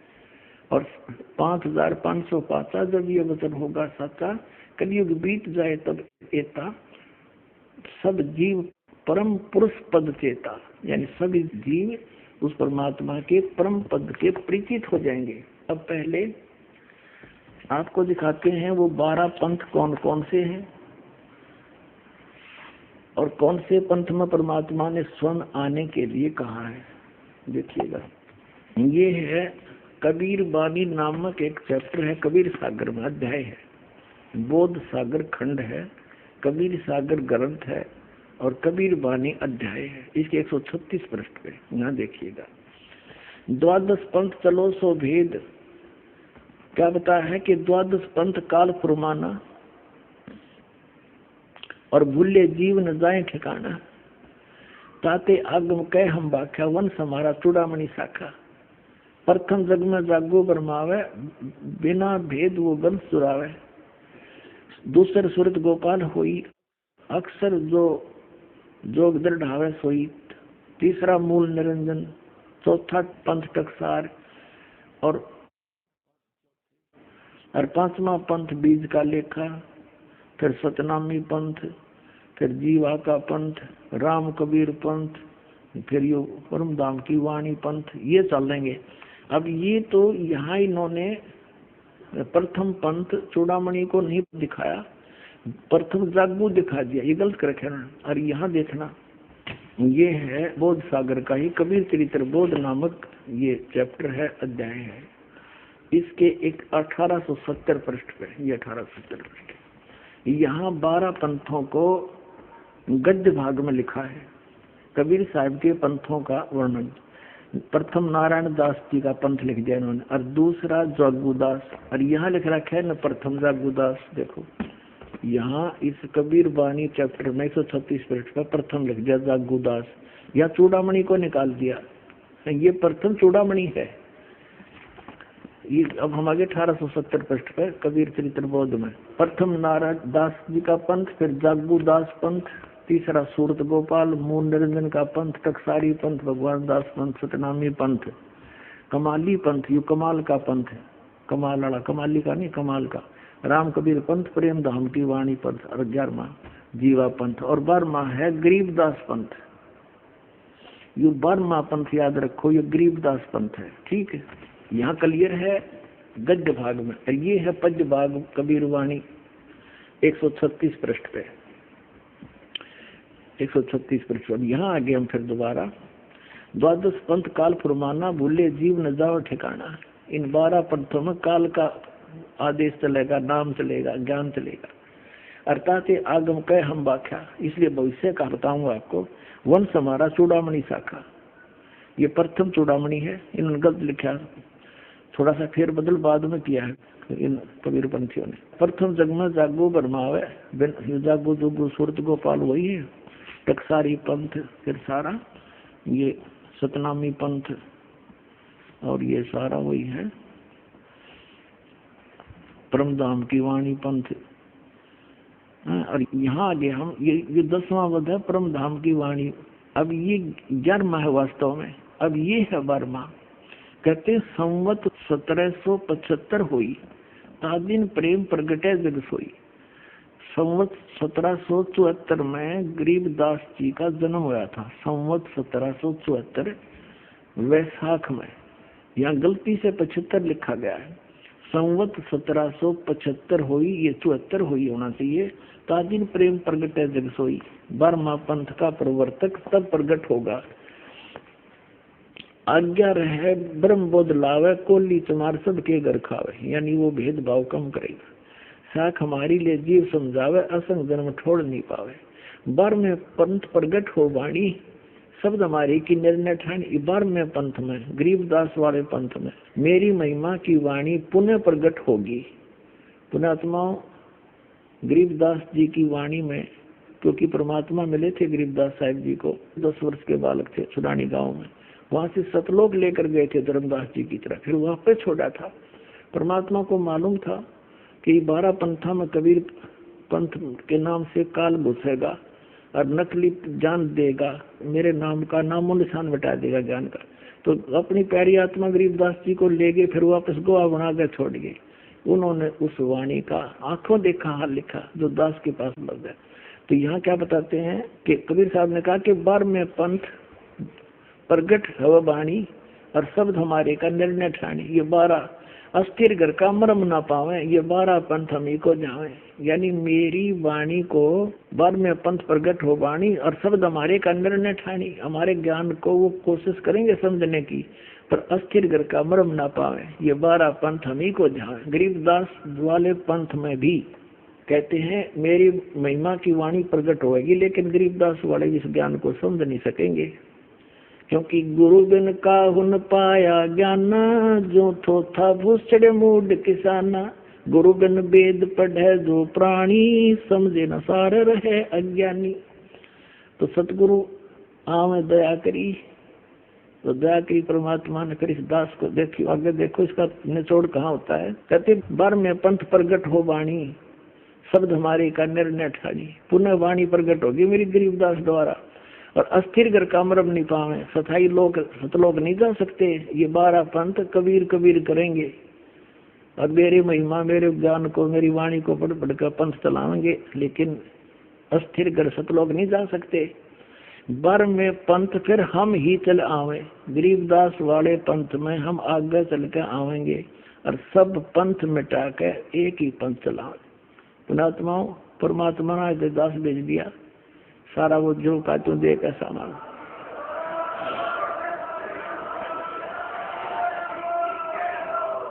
और इस दास का निकास गरीबदास पंथ से है। मेरे पूज्य गुरुदेव जी गरीबदास पंथ से संबंधित थे। उन्होंने मुझे ये सारा ज्ञान दे करके कह दिया था, बेटा मेरे जाने के बाद यहाँ मत आना वापस, यहाँ कुछ नहीं है छुड़ानी में, ये सारे अभिमानी जीव हैं, तेरे को लेना था हमने आगे, या जोत के जोत जगानी थी, बस इतना ही काम था यहाँ। तो पुण्यात्मा उसके बाद दास वहाँ जाख्या भी नहीं छुड़ानी में, जो माल ठीक सदगुरु हमें दे गए। और कहते 12 पंथ गरीबदास पंथ तक भी पार नहीं होंगे असंग जन्म तक, यदि इस मार्ग को ग्रहण नहीं करेंगे। और फिर परमात्मा क्या कहते हैं आगे देखो। प्रथम चरण कलयुग निर्याना, तब मगर मांडो मैदाना। कलयुग का प्रथम चरण वो होगा जब कबीर साहब मगर से सह शरीर जाएंगे। कहते मैं सह शरीर जाऊंगा, मगर मैं लीला करूंगा, वो प्रथम चरण होगा। कलयुग को परमात्मा कबीर जी ने 3 चरणों में बांटा है। प्रथम चरण जब स्वयं आए थे, अब बिचली पीढ़ी जो अब चल रही है, और अंतिम लास्ट वाले कर्तगनी हो जाएंगे कलयुग के जी, वो भक्ति नहीं करेंगे, मांसाहारी बकवादी हो जाएंगे। अब ये है प्राइम टाइम, जिनको अब मनुष्य जीवन मिलेगा, जो पुण्यात्मा है फटाफट परमात्मा भेजेगा उनको, और ज्ञान ग्रहण करेंगे। आपके घर ऐसी पुण्यात्मा आएंगे बेटा और बेटी, आते भगवान की भक्ति पर लग जाएंगे, उनके आप पर कर्म बन जाएंगे, उनको कोई दुख नहीं आवे, टेंशन खत्म हो जाएगी सारी। ऐसी पुण्यात्मा आपके घर पे आऊंगी। कबीर साहब कहते हैं जो भक्ति बीज होवे जो हंसा, जो मेरी शरण में आ गया, और तारू तास के 71 वंशा, उसके 101 पीढ़ी पार कर दूंगा। 42 की तो बात छोड़ो। अब यहाँ हम कबीर बानी चैप्टर और बोध सागर का 137 पे पढ़ रहे हैं। कहते बर में पंथ प्रगट हो वाणी, शब्द हमारे का निर्णय ठानी। पुनः वाणी प्रगट होगी मेरी गरीबदास द्वारा, और अस्थिर घर कामरब नहीं पावे, सथाई लोग सतलोक नहीं जा सकते। ये 12 पंथ कबीर कबीर करेंगे, और मेरी महिमा मेरे ज्ञान को मेरी वाणी को पढ़ पढ़ कर पंथ चलाएंगे, लेकिन अस्थिर घर सतलोक नहीं जा सकते। बर में पंथ फिर हम ही चल आवे, गरीबदास वाले पंथ में हम आगे चल के आवेंगे, और सब पंथ मिटा के एक ही पंथ चलावे। प्रथम चरण कलयुग निर्याना, तब मगर मांडो मैदाना। धर्म राय यानी काल से मांडो बाजी, तब दो पंडित काजी। अब यहाँ कहते हैं 5505 तब ये शब्द होगा साचा। जब 5505 वर्ष कलयुग बीत जाएगा, तब ये बात मेरी साची होगी धर्मदास, तब तक तैयार ना जुटते किसी के। अब देखो फिर कहते हैं धर्मदास मेरी लाख दुहाई, ये मूल ज्ञान है, भूल नहीं। मूल ज्ञान कहीं बाहर न जाई, पवित्र ज्ञान तुम जग में भाखो, मूल ज्ञान तुम गुप्ती रखो, गोई रखो। मूल ज्ञान बाहर जो पढ़ी, ये बिचली पीढ़ी हंस नहीं तरही। 33 अरब ज्ञान हम बाख्या, मूल ज्ञान गुप्त ही रख्या, गोई रख्या। और मूल ज्ञान तुम तब तक छुपाई, जब लग 12 पंथ मिटाई। परमात्मा ने कहा धर्मदास मेरी लाख दुआई, ये सतनाम और सारनाम नहीं, बस सार्वजनिक ना करिए, ना बीतली पीढ़ी मेरे हंस नहीं तरेंगे। काल के दूता और नाम होता, अधिकारी ये है नहीं। और आज ये दास कैसे अंतर दिखाता परमात्मा के बच्चों को कि ये नकली ये असली है। तो परमात्मा ने कहा था धर्मदास मेरी लाख दुआई, ये सार नाम की तो बताइए ना, तुम जाप करो। ऐसे ही सभी महापुरुषों को जिनको सतलोक ले गिर छोड़ा, सबको ऐसे ही कहा था। आदरणीय नानक साहिब जी को, आदरणीय गरीबदास साहिब जी को, आदरणीय मुल्कदास साहिब जी को, आदरणीय दादू साहिब जी को, आदरणीय गीसादास साहिब जी को, किसी भी पंथ में, गीसादास पंथ में, गरीबदास पंथ में, कबीर पंथ में, ये सतनाम नहीं है 2 अक्षर का, ये नानक साहिब के पंथ में। अब इस दास को भेजा परमात्मा ने, अब उन महापुरुषों को गवाह बनाकर आपको प्रत्यक्ष कर दूंगा कि कबीर इज गॉड। आगे देखो, अब थोड़ा सा और क्लियर करते हैं। 134 पृष्ठ पे देखो, इन 12 पंथ तो ये चल पड़े गरीबदास जी तक, और 13वां वंश ये दास आया है कबीर परमात्मा का। ये देखिएगा, ये कबीर वाणी बोध सागर में है, बोध सागर कबीर वाणी चैप्टर है, 134 पृष्ठ पे नीचे आ गया। वंश प्रकार, अब प्रथम वंश उत्तम, ये चूड़ामणि जी है। दूसरा वंश अहंकारी, तीसरा वंश प्रचंड, और चौथा वंश बिरहे, 5वां वंश निंद्रा, 6वां वंश उदास, और 7वां वंश ज्ञान चतुराई, 8वां वंश पंथ विरोध, 9वां वंश पंथ पूजा, 10वां वंश प्रकाश, 11वें वंश प्रकट सारा, 12वें पंथ प्रगट होवे उजियारा। ये गरीबदास जी का 12वां पंथ। इसमें मेरी महिमा की पुण्य वाणी का कुछ प्रकाश सा होगा, थोड़ा थोड़ा उजियारा सा होगा, धुंधला धुंधले सी। यानी गरीबदास जी वाले पंथ के जितने भी गरीबदासी पंथ है, मेरे गुरुदेव ने छोड़कर जितने भी संत महंत दास ने खूब छान मारे थे, उनके पास ना तो ये मंत्र, कोई तो ओम नमः शिवाय, कोई ओम भागवते वसुदेव नमः, कोई सतगुरु सतगुरु है, कोई केवल सोम सोम देता है। यानी इस तरह के वो अटपट कर रहे हैं, कोई यथार्थ नाम नहीं उनके पास। और वो गरीबदास जी वाले कबीर साहब को श्री कृष्ण का अवतार मानते, विष्णु जी का, गरीबदास जी को भी, कबीर साहब जी को भी। तो पार होंगे फिर। कमाल की बात है, एक झलक दिखाता हूँ। ये देखिएगा, एक जीवन चरित्र है आदरणीय गरीबदास साहब जी का। इसके लेखक हैं अवधूत भक्त राम जी, संत भूरी वालों के शिष्य। ये ओम से शुरू करते हैं, ओम श्री गरीबाचार्यो विजयतराम ओम, सतगुरु दाता है कलमाई, प्राण उदाहरण उतरे साई। पूज्यपाद प्रातः स्मरणीय अनंत श्री विभूषित 1008 श्री जगत गुरु श्री गरीबाचार्य जी महाराज का संक्षिप्त जीवन चरित्र, संक्षिप्त जीवन चरित्र। और इसको किसने छपाया है? अवधूत स्वामी भक्तराम। देखिएगा, इसके 2 भाग हैं। फर्स्ट भाग में ये भूमिका आदि है, इसमें भूमिका के अंदर इन्होंने 33 पृष्ठ पर, ये 32 पृष्ठ है इधर को, ये 33 पृष्ठ है इधर। इसमें क्या कहा कि सबसे पूर्व में एकमात्र निराकार ब्रह्म था। इसी को श्रुति भी बतलाती है कि सदैव सोम एतम अग्रम आसीत इत्यादि। ठीक है, और आगे दिखाते हैं आपको। अब सेकंड भाग में दिखाते हैं आपको जीवन चरित्र शुरू होता है गरीबदास जी महाराज का। 10 पृष्ठ पर देखिएगा यहाँ पर। इसलिए भगवान श्री कृष्ण में अपनी भक्ति को स्थिर करके निश्चल मन से के द्वारा उन्हीं का श्रवण मनन कीर्तन ध्यान और पूजन आदि करना चाहिए, कहा भी है। फिर यहाँ 11 पृष्ठ पर आ गया, प्रश्न उत्तर चल रहा है। और ये ही सगुण ब्रह्म होकर भगवान श्री कृष्ण अपनी माया शक्ति के द्वारा जगत की रचना करते हैं। सतिथि काल में प्राणियों का पालन पोषण करते हैं, और आखिर में भी वे ही रुद्र रूप होकर इस चराचर विश्व का संहार भी करते हैं। और यही सृष्टि, सतिथि और विनाश, ये 3 प्रकार के ही तो उनके कर्म है। ठीक,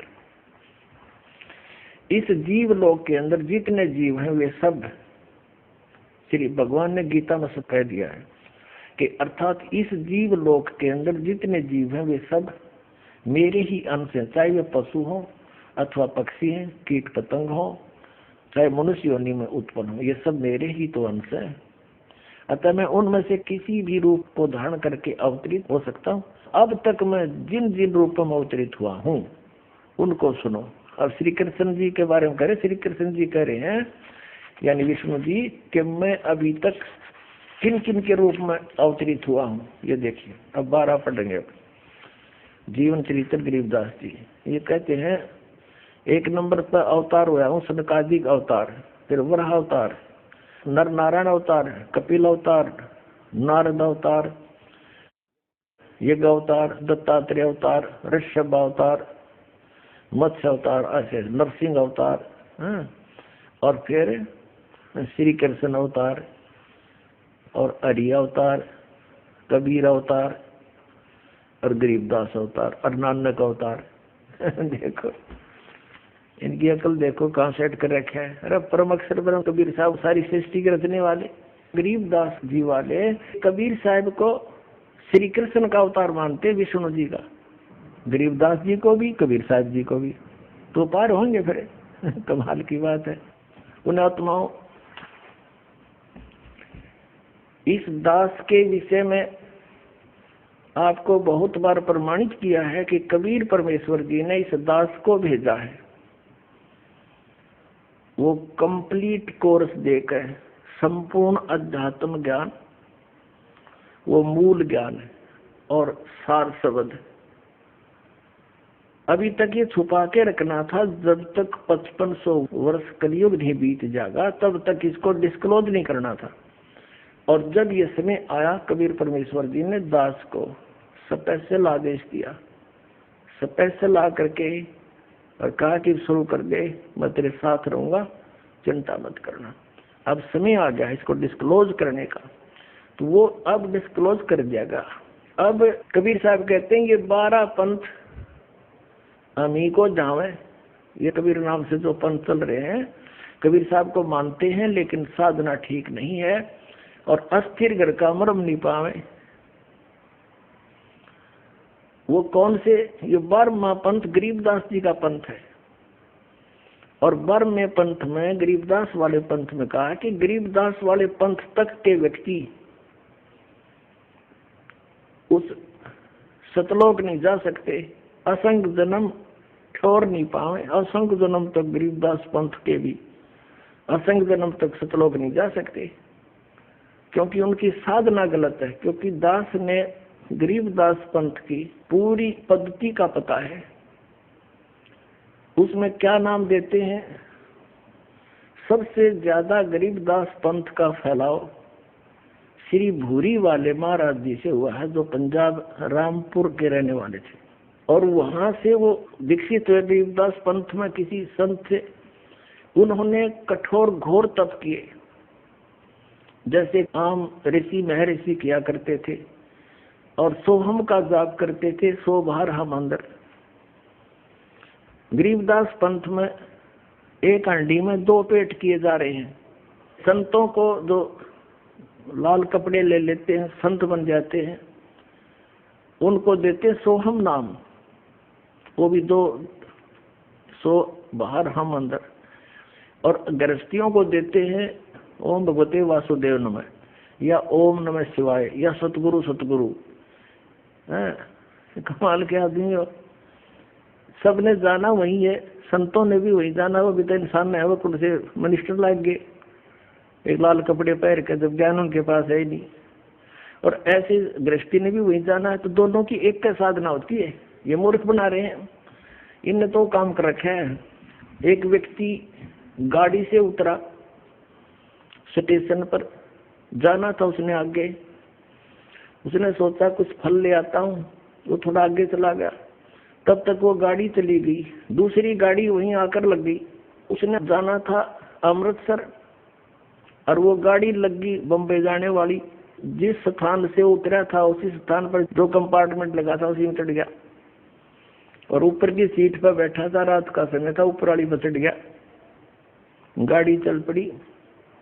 काफी दूर गाड़ी जाली, तब उसने नीचे वाले से पूछा कि आप कहाँ उतरोगे? जो उसकी सीट के नीचे बैठा था उसी कंपार्टमेंट में, वो नीचे वाला कहने लगा मैं बम्बई जाऊंगा। अब उसने जाना था अमृतसर दिल्ली से। अब उसको ये शंका हुई नहीं कि तू गाड़ी दूसरी में बैठ लिया। तो वो क्या कहता है, भाई साइंस ने बड़ी तरक्की कर दी, ऊपर वाला जा रहा अमृतसर, नीचे वाला जा रहा बम्बे। वाह भाई वाह। गरीबदास पंथ वाले ऐसी तरक्की कर रहे हैं, संत तो जपेंगे 100 बार करके हम अंदर, हर गृहस्थी जपो सतगुरु ओम नमः शिवाय, ओम भगवते वासुदेव नमः। खा के इनके पास अपना जीवन नाश कर दिया और दुनिया को डुबो दिया। तो समझदार ने इतना बतेरा संकेत, जब इनकी छुरी गलत है, प्रैक्टिकल कैसा होगा, वो भी सही होगा। ये ब्रह्म को कंप्लीट गॉड मानते हैं, ब्रह्म को पूर्ण परमात्मा मानते हैं, यानी सबसे पहले ब्रह्म था। अरे ब्रह्म तो काल है, पर ब्रह्म यो अक्षर पुरुष है और परम अक्षर ब्रह्म, गीता जी अध्याय नंबर 8 के श्लोक नंबर 3 में जिसके विषय में कहा है, वो है पूर्ण परमात्मा, वो सत्य पुरुष है, वो कबीर जी है। हमने प्राप्ति करनी है उस परम अक्षर ब्रह्म की, और ये अटके पड़े ब्रह्म पे। श्री कृष्ण जी क्या होता है, कबीर साहब को बताओ, देख इनकी अकल। इसलिए कबीर सागर में कहा कि ये गरीबदास पंथ वाले तक ये असक जन्म छोड़ नहीं पावे, और ये 12 पंथ हम ही को जावे। सब कबीर साहब को मानते हैं, आपको दिखाते हैं वो 12 पंथ कौन कौन से हैं और कौन से पंथ में परमात्मा ने स्वयं आने के लिए कहा है। उसके लिए देखिएगा कबीर सागर। कबीर सागर संपूर्ण 11 भाग, खेमराज श्री कृष्णदास प्रकाशन मुंबई के द्वारा प्रकाशित है। ये संपूर्ण 11 भाग, ये उन्हीं का है, कबीर पंथियों का छापा हुआ है। कबीर पंथी भारत पथिक स्वामी युगलानंद विहारी द्वारा prescript, और ये मुद्रक के प्रकाशक। ये है कबीर बानी नामक एक चैप्टर है, कबीर सागर में अध्याय है, बोध सागर खंड है, कबीर सागर ग्रंथ है और कबीर बानी अध्याय है। इसके 136 पृष्ठ पे यहाँ देखिएगा।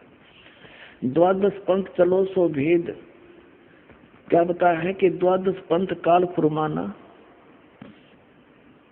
और भूले जीव न जाए ठिकाना, ताते आगम कह हम बाख्या वन समारा चूड़ामणि शाखा। प्रथम जग में जागो बरमावे, बिना भेद वो गंध सुरावे। दूसर सुरत गोपाल होई, अक्सर जो जोग दृढ़ावे सोई। तीसरा मूल निरंजन, चौथा पंथ टकसार और 5वां पंथ बीज का लेखा। फिर सतनामी पंथ, फिर जीवा का पंथ, राम कबीर पंथ, फिर ये परमधाम की वाणी पंथ, ये चलेंगे।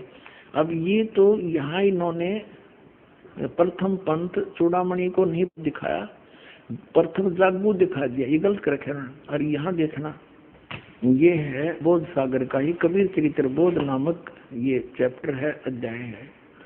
इसके एक 1870 पृष्ठ पे, ये 1870 पृष्ठ, यहाँ 12 पंथों को गद्य भाग में लिखा है। कबीर साहब के पंथों का वर्णन, प्रथम नारायण दास जी का पंथ लिख दिया इन्होंने, और दूसरा जागूदास, और यहाँ लिख रखा है न प्रथम जागूदास। देखो यहाँ इस कबीर बानी चैप्टर में 136 पृष्ठ पर प्रथम लिख दिया जागूदास, या चूड़ामणि को निकाल दिया, ये प्रथम चूड़ामणि है। ये अब हम आगे 1870 पृष्ठ पे कबीर चरित्र बोध में प्रथम नारायण दास जी का पंथ, फिर जागूदास पंथ, तीसरा सूरत गोपाल, मूल निरंजन का पंथ, टकसारी पंथ, भगवान दास पंथ, सतनामी पंथ, कमाली पंथ, यू कमाल का पंथ, कमाल वाला, कमाली का नहीं कमाल का, राम कबीर पंथ, प्रेम धाम की वाणी पंथ, और 11वां जीवा पंथ, और 12वां है गरीबदास पंथ। यू 12वां पंथ याद रखो, ये गरीबदास पंथ है। ठीक है, यहाँ क्लियर है गद्य भाग में, और ये है पद्य भाग कबीर वाणी 136 पृष्ठ पे, 136 पृष्ठ। अब यहाँ आगे हम फिर दोबारा 12 पंथ काल फुरमाना, भूले जीव न जाओ ठिकाना। इन 12 पंथों में काल का आदेश चलेगा, नाम चलेगा, ज्ञान चलेगा। अर्थात आगम कह हम व्याख्या, इसलिए भविष्य का बताऊंगा आपको। वंश हमारा चूड़ामणि शाखा, ये प्रथम चूड़ामणि है, इन्होंने गलत लिखा, थोड़ा सा फेर बदल बाद में किया है इन कबीर पंथियों ने। प्रथम जग में जागो बरमावे, जागो जोगो सुरत गोपाल वही है, टकसारी पंथ, फिर सारा ये सतनामी पंथ, और ये सारा वही है परमधाम की वाणी पंथ, और यहाँ आगे हम ये 10वां वध है परम धाम की वाणी। अब ये 11वां है वास्तव में, अब ये है 12वां। कहते संवत 1775 हुई तादिन प्रेम प्रगटे जग सोई। संवत 1774 में गरीबदास जी का जन्म हुआ था। संवत 1774 वैशाख में, यहाँ गलती से 75 लिखा गया है। संवत 1775 हुई, ये 74 हुई होना चाहिए। तादिन प्रेम प्रगट है जग सोई। 12वां पंथ का प्रवर्तक तब प्रगट होगा। आज्ञा रहे ब्रह्म बोध लावे, कोली तुम्हार सब के घर खावे। यानी वो भेदभाव कम करेगा। साख हमारी ले जीव समझावे, असंग जन्म छोड़ नहीं पावे। 12वें पंथ प्रगट हो वाणी, शब्द हमारी की निर्णय ठानी। 12वें पंथ में, गरीबदास वाले पंथ में, मेरी महिमा की वाणी पुनः प्रगट होगी। पुण्यात्माओं, गरीबदास जी की वाणी में, क्योंकि परमात्मा मिले थे गरीबदास साहिब जी को, 10 वर्ष के बालक थे सुडानी गांव में। वहां से सतलोक लेकर गए थे धर्मदास जी की तरह, फिर वहां पे छोड़ा था। परमात्मा को मालूम था कि 12 पंथा में कबीर पंथ के नाम से काल घुसेगा और नकली ज्ञान देगा, मेरे नाम का नामो निशान मिटा देगा ज्ञान का। तो अपनी प्यारी आत्मा गरीबदास जी को ले गए, फिर वापस गोवा बना कर छोड़ गए। उन्होंने उस वाणी का आंखों देखा हाल लिखा जो दास के पास लग गया। तो यहाँ क्या बताते हैं कि कबीर साहब ने कहा कि 12वें पंथ प्रगट हवा वाणी और शब्द हमारे का निर्णय ठानी। ये 12 अस्थिर घर का मरम ना पावे, ये 12 पंथ हम ही को जावे। यानी मेरी वाणी को 12वें पंथ प्रगट हो वाणी और शब्द हमारे का निर्णय ठानी। हमारे ज्ञान को वो कोशिश करेंगे समझने की, पर अस्थिर घर का मरम ना पावे, ये 12 पंथ हम ही को जावे। गरीबदास वाले पंथ में भी कहते हैं मेरी महिमा की वाणी प्रकट होगी, लेकिन गरीबदास वाले इस ज्ञान को समझ नहीं सकेंगे, क्योंकि गुरु बिन का हुन पाया ज्ञाना, जो थोथा भूसड़े मूड किसाना। गुरु बिन वेद पढ़े जो प्राणी, समझे न सार रहे अज्ञानी। तो सतगुरु आम दया करी, तो दया करी परमात्मा ने। फिर इस दास को देखियो, आगे देखो इसका निचोड़ कहाँ होता है। कहते 12वें पंथ प्रगट हो वाणी, शब्द हमारे का निर्णय ठानी। पुनः वाणी प्रगट होगी मेरी गरीबदास द्वारा, और अस्थिर घर का मरम नहीं पावे, सथाई लोग सतलोक नहीं जा सकते। ये 12 पंथ कबीर कबीर करेंगे और मेरी महिमा मेरे ज्ञान को मेरी वाणी को पढ़ पढ़ कर पंथ चलाएंगे, लेकिन अस्थिर घर सतलोक नहीं जा सकते। 12वें पंथ फिर हम ही चल आवे, गरीबदास वाले पंथ में हम आगे चल के आवेंगे और सब पंथ मिटा के एक ही पंथ चलावे। पुणात्माओं, परमात्मा ने दास भेज दिया, सारा वो जो का तू देख ऐसा मांग।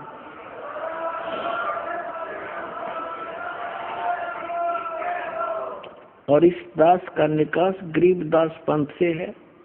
मेरे पूज्य गुरुदेव जी गरीबदास पंथ से संबंधित थे। उन्होंने मुझे ये सारा ज्ञान दे करके कह दिया था, बेटा मेरे जाने के बाद यहाँ मत आना वापस, यहाँ कुछ नहीं है छुड़ानी में, ये सारे अभिमानी जीव हैं, तेरे को लेना था हमने आगे, या जोत के जोत जगानी थी, बस इतना ही काम था यहाँ। तो पुण्यात्मा उसके बाद 10वां जाख्या भी नहीं छुड़ानी में, जो माल ठीक सतगुरु हमें दे गए। और कहते 12 पंथ गरीबदास पंथ तक भी पार नहीं होंगे असंग जन्म तक, यदि इस मार्ग को ग्रहण नहीं करेंगे। और फिर परमात्मा क्या कहते हैं आगे देखो। प्रथम चरण कलयुग निर्याना, तब मगर मांडो मैदाना। कलयुग का प्रथम चरण वो होगा जब कबीर साहब मगर से सह शरीर जाएंगे। कहते मैं सह शरीर जाऊंगा, मगर मैं लीला करूंगा, वो प्रथम चरण होगा। कलयुग को परमात्मा कबीर जी ने 3 चरणों में बांटा है। प्रथम चरण जब स्वयं आए थे, अब बिचली पीढ़ी जो अब चल रही है, और अंतिम लास्ट वाले कर्तगनी हो जाएंगे कलयुग के जी, वो भक्ति नहीं करेंगे, मांसाहारी बकवादी हो जाएंगे। अब ये प्राइम टाइम जिनको अब मनुष्य जीवन मिलेगा, जो पुण्यात्मा है फटाफट परमात्मा भेजेगा उनको और ज्ञान ग्रहण करेंगे। आपके घर ऐसी पुण्यात्मा होंगे बेटा और बेटी, आते भगवान की भक्ति पर लग जाएंगे, उनके आप पर कर्म बन जाएंगे, उनको कोई दुख नहीं आवे, टेंशन खत्म हो जाएगी सारी। ऐसी पुण्यात्मा आपके घर पे आऊंगी। कबीर साहब कहते हैं जो भक्ति बीज होवे जो हंसा, जो मेरी शरण में आ गया और तारू तास के कोत्तर वंशा, उसके 101 पीढ़ी पार कर दूंगा। 42 की तो बात छोड़ो। अब यहाँ हम कबीर बानी चैप्टर और बोध सागर का 137 पे पढ़ रहे हैं। कहते बर में पंथ प्रगट हो वाणी, शब्द हमारे का निर्णय ठानी, पुनः वाणी प्रगट होगी मेरी गरीबदास द्वारा। और अस्थिर घर का मरम नहीं पावे, सथाई लोग सतलोक नहीं जा सकते, ये 12 पंथ कबीर कबीर करेंगे। और मेरी महिमा मेरे ज्ञान को मेरी वाणी को पढ़ पढ़ कर पंथ चलाएंगे, लेकिन अस्थिर घर सतलोक नहीं जा सकते। बर में पंथ फिर हम ही चल आवे, गरीबदास वाले पंथ में हम आगे चल के आवेंगे, और सब पंथ मिटा के एक ही पंथ चलावे। प्रथम चरण कलयुग निर्याना, तब मगर मांडो मैदाना, धर्म राय यानी काल से मांडो बाजी, तब दो पंडित का जी। अब यहाँ कहते हैं 5505 तब ये शब्द होगा सच्चा, जब 5505 वर्ष कलयुग बीत जाएगा तब ये बात मेरी साची होगी धर्मदास, तब तक तैयार ना जगता है किसी के। अब देखो फिर कहते हैं धर्मदास मेरी लाख दुआई, ये मूल ज्ञान है, भूल नहीं। मूल ज्ञान कहीं बाहर ना जाई, पवित्र ज्ञान तुम जग में भाखो, मूल ज्ञान तुम गुप्ती रखो गोई रखो। मूल ज्ञान बाहर जो पढ़ी, ये बिचली पीढ़ी हंस नहीं तरही। 33 अरब ज्ञान हम बाख्या, मूल ज्ञान गुप्त ही रख्या गोई रख्या। और मूल ज्ञान तुम तब तक छुपाई, जब लग 12 पंथ मिटाई। परमात्मा ने कहा धर्मदास मेरी लाख दुआई, इस सतनाम और सारनाम नहीं बस सार्वजनिक ना करिए, ना बीतली पीढ़ी मेरे हंस नहीं चलेंगे। काल के दूता और नाम होता, अधिकारी ये है नहीं। और आज ये दास कैसे अंतर दिखाता परमात्मा के बच्चों को कि ये नकली ये असली है। तो परमात्मा ने कहा था धर्मदास मेरी लाख दुआई, ये सार नाम की तो बताइए ना, तुम जाप करो। ऐसे ही सभी महापुरुषों को जिनको सतलोक ले गए छोड़ा, सबको ऐसे ही कहा था। आदरणीय नानक साहिब जी को, आदरणीय गरीबदास साहिब जी को, आदरणीय मुल्कदास साहिब जी को, आदरणीय दादू साहिब जी को, आदरणीय गीसादास साहिब जी को। किसी भी पंथ में, गीसादास पंथ में, गरीबदास पंथ में, कबीर पंथ में, ये सतनाम नहीं है 2 अक्षर का, ये नानक साहिब के पंथ में। अब इस दास को भेजा परमात्मा ने, अब उन महापुरुषों को गवाह बनाकर आपको प्रत्यक्ष कर दूंगा कि कबीर इज गॉड। आगे देखो, अब थोड़ा सा और क्लियर करते हैं। 134 पृष्ठ पर देखो, इन 12 पंथ तो ये चल पड़े गरीबदास जी तक, और 13वां वंश ये दास आया है कबीर परमात्मा का। ये देखिएगा, ये कबीर बानी बोध सागर में है, बोध सागर कबीर बानी चैप्टर है, 134 पृष्ठ पर नीचे आ गया। वंश प्रकार, अब प्रथम वंश उत्तम, ये चूड़ामणि जी है। दूसरा वंश अहंकारी, तीसरा वंश प्रचंड, और चौथा वंश बिरहे, 5वां वंश निंद्रा, 6वां वंश उदास, और 7वां वंश ज्ञान चतुराई, 8वां वंश पंथ विरोध, 9वां वंश पंथ पूजा, 10वां वंश प्रकाश, 11वें वंश प्रकट सारा, 12वें पंथ प्रगट होवे उजियारा। ये गरीबदास जी का 12वां पंथ। इसमें मेरी महिमा की पुण्य वाणी का कुछ प्रकाश सा होगा, थोड़ा थोड़ा उजियारा सा होगा, धुंधला धुंधले सी। तो अब इसने क्या बताया है, 12वां पंथ गरीबदास, 12वें वंश प्रगट होवे उजियारा। जैसे कहा था ना 12वें पंथ मेरी प्रगट हुआ वाणी, ये अगले पृष्ठ पे है, वो तो 134 पे 137 पे। 12वें पंथ प्रगट हुआ वाणी, शब्द हमारे का निर्णय ठानी। और 12वें पंथ में फिर हम ही चलावे, और सब पंथ मिटा के एक पंथ चलावे। अब यहाँ हम फिर आगे 134 पे, अब यहाँ पढ़ते पढ़ते आ रहे हम कबीर वाणी में नीचे। अब 12वें शब्द प्रगट हुआ उजियारा, यानी मेरी महिमा की वाणी में कुछ कुछ ज्ञान होगा कबीर साहब मेरा बारे में। और 13वें वंश मिटे सकल अंधियारा। अभी 13वां वंश ये दास है, अब सारा अंधेरा हट जाएगा, एक कबीर साहब भगवान रह जाएगा पूरे विश्व में। जब कबीर परमात्मा ने धर्मदास जी से कहा था कि धर्मदास, मैं जिस समय कलयुग का 5500 वर्ष बीत जाएगा कलयुग, तब मैं आऊंगा और सब पंथों को मिटा के एक पंथ चलाऊंगा। उसके लिए देखिएगा सौसम वेद बोध कबीर सागर में, कबीर सागर संपूर्ण 11 भाग, खेमराज श्री कृष्णदास प्रकाशन मुंबई के द्वारा प्रकाशित है। ये संपूर्ण 11 भाग कबीर सागर, ये उन्हीं का है, कबीर पंथियों का छापा हुआ।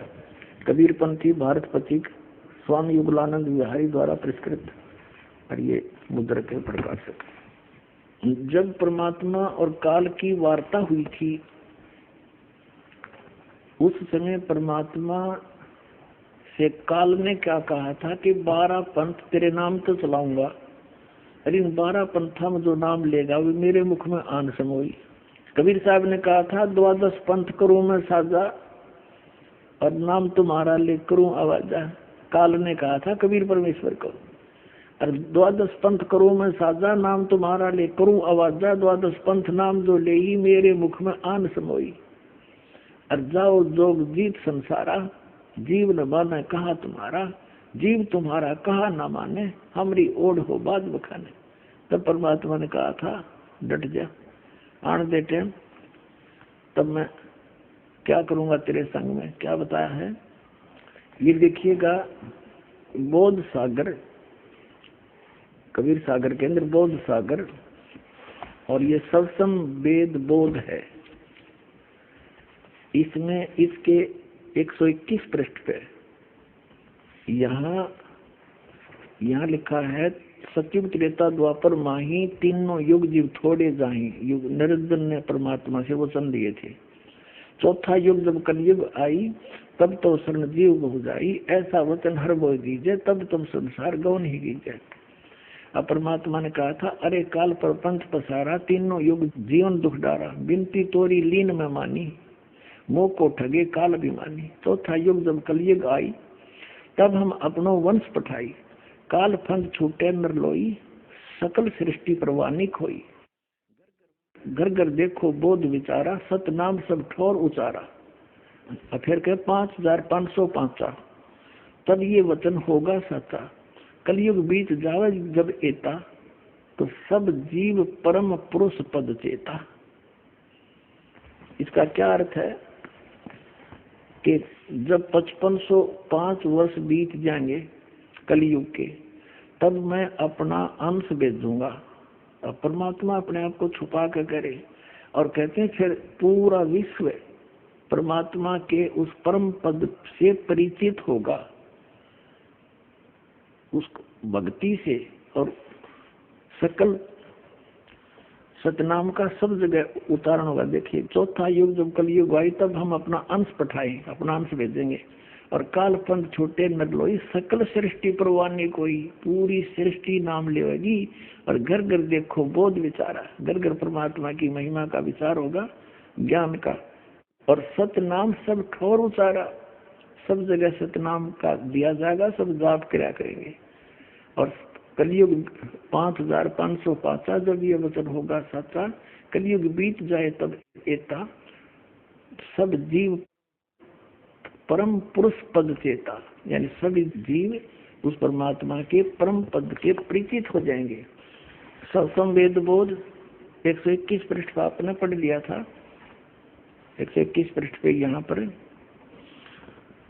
कि चौथा युग जब कलयुग आई, तब हम अपना अंश पठाई, काल फंद छूटे नर लोई, सकल सृष्टि परवानी कोई, पूरी सृष्टि नाम लेवेगी बंदी छोड़कर। कबीर साहब का घर घर देखो बोध विचारा, और सत नाम सब ठोर उचारा।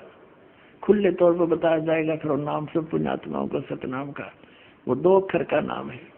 और 5505, तब ये वचन मेरा होगा सच्चा, कलयुग बीत जाए तब एता, सब जीव परम पुरुष पद चेता, सब जीव परमात्मा के उसे परम पद से परिचित हो जाएंगे। अब देखना, ये कबीर साहब का फिर सौसम बोध ही चल रहा है। 171 पृष्ठ पर आ गए हम।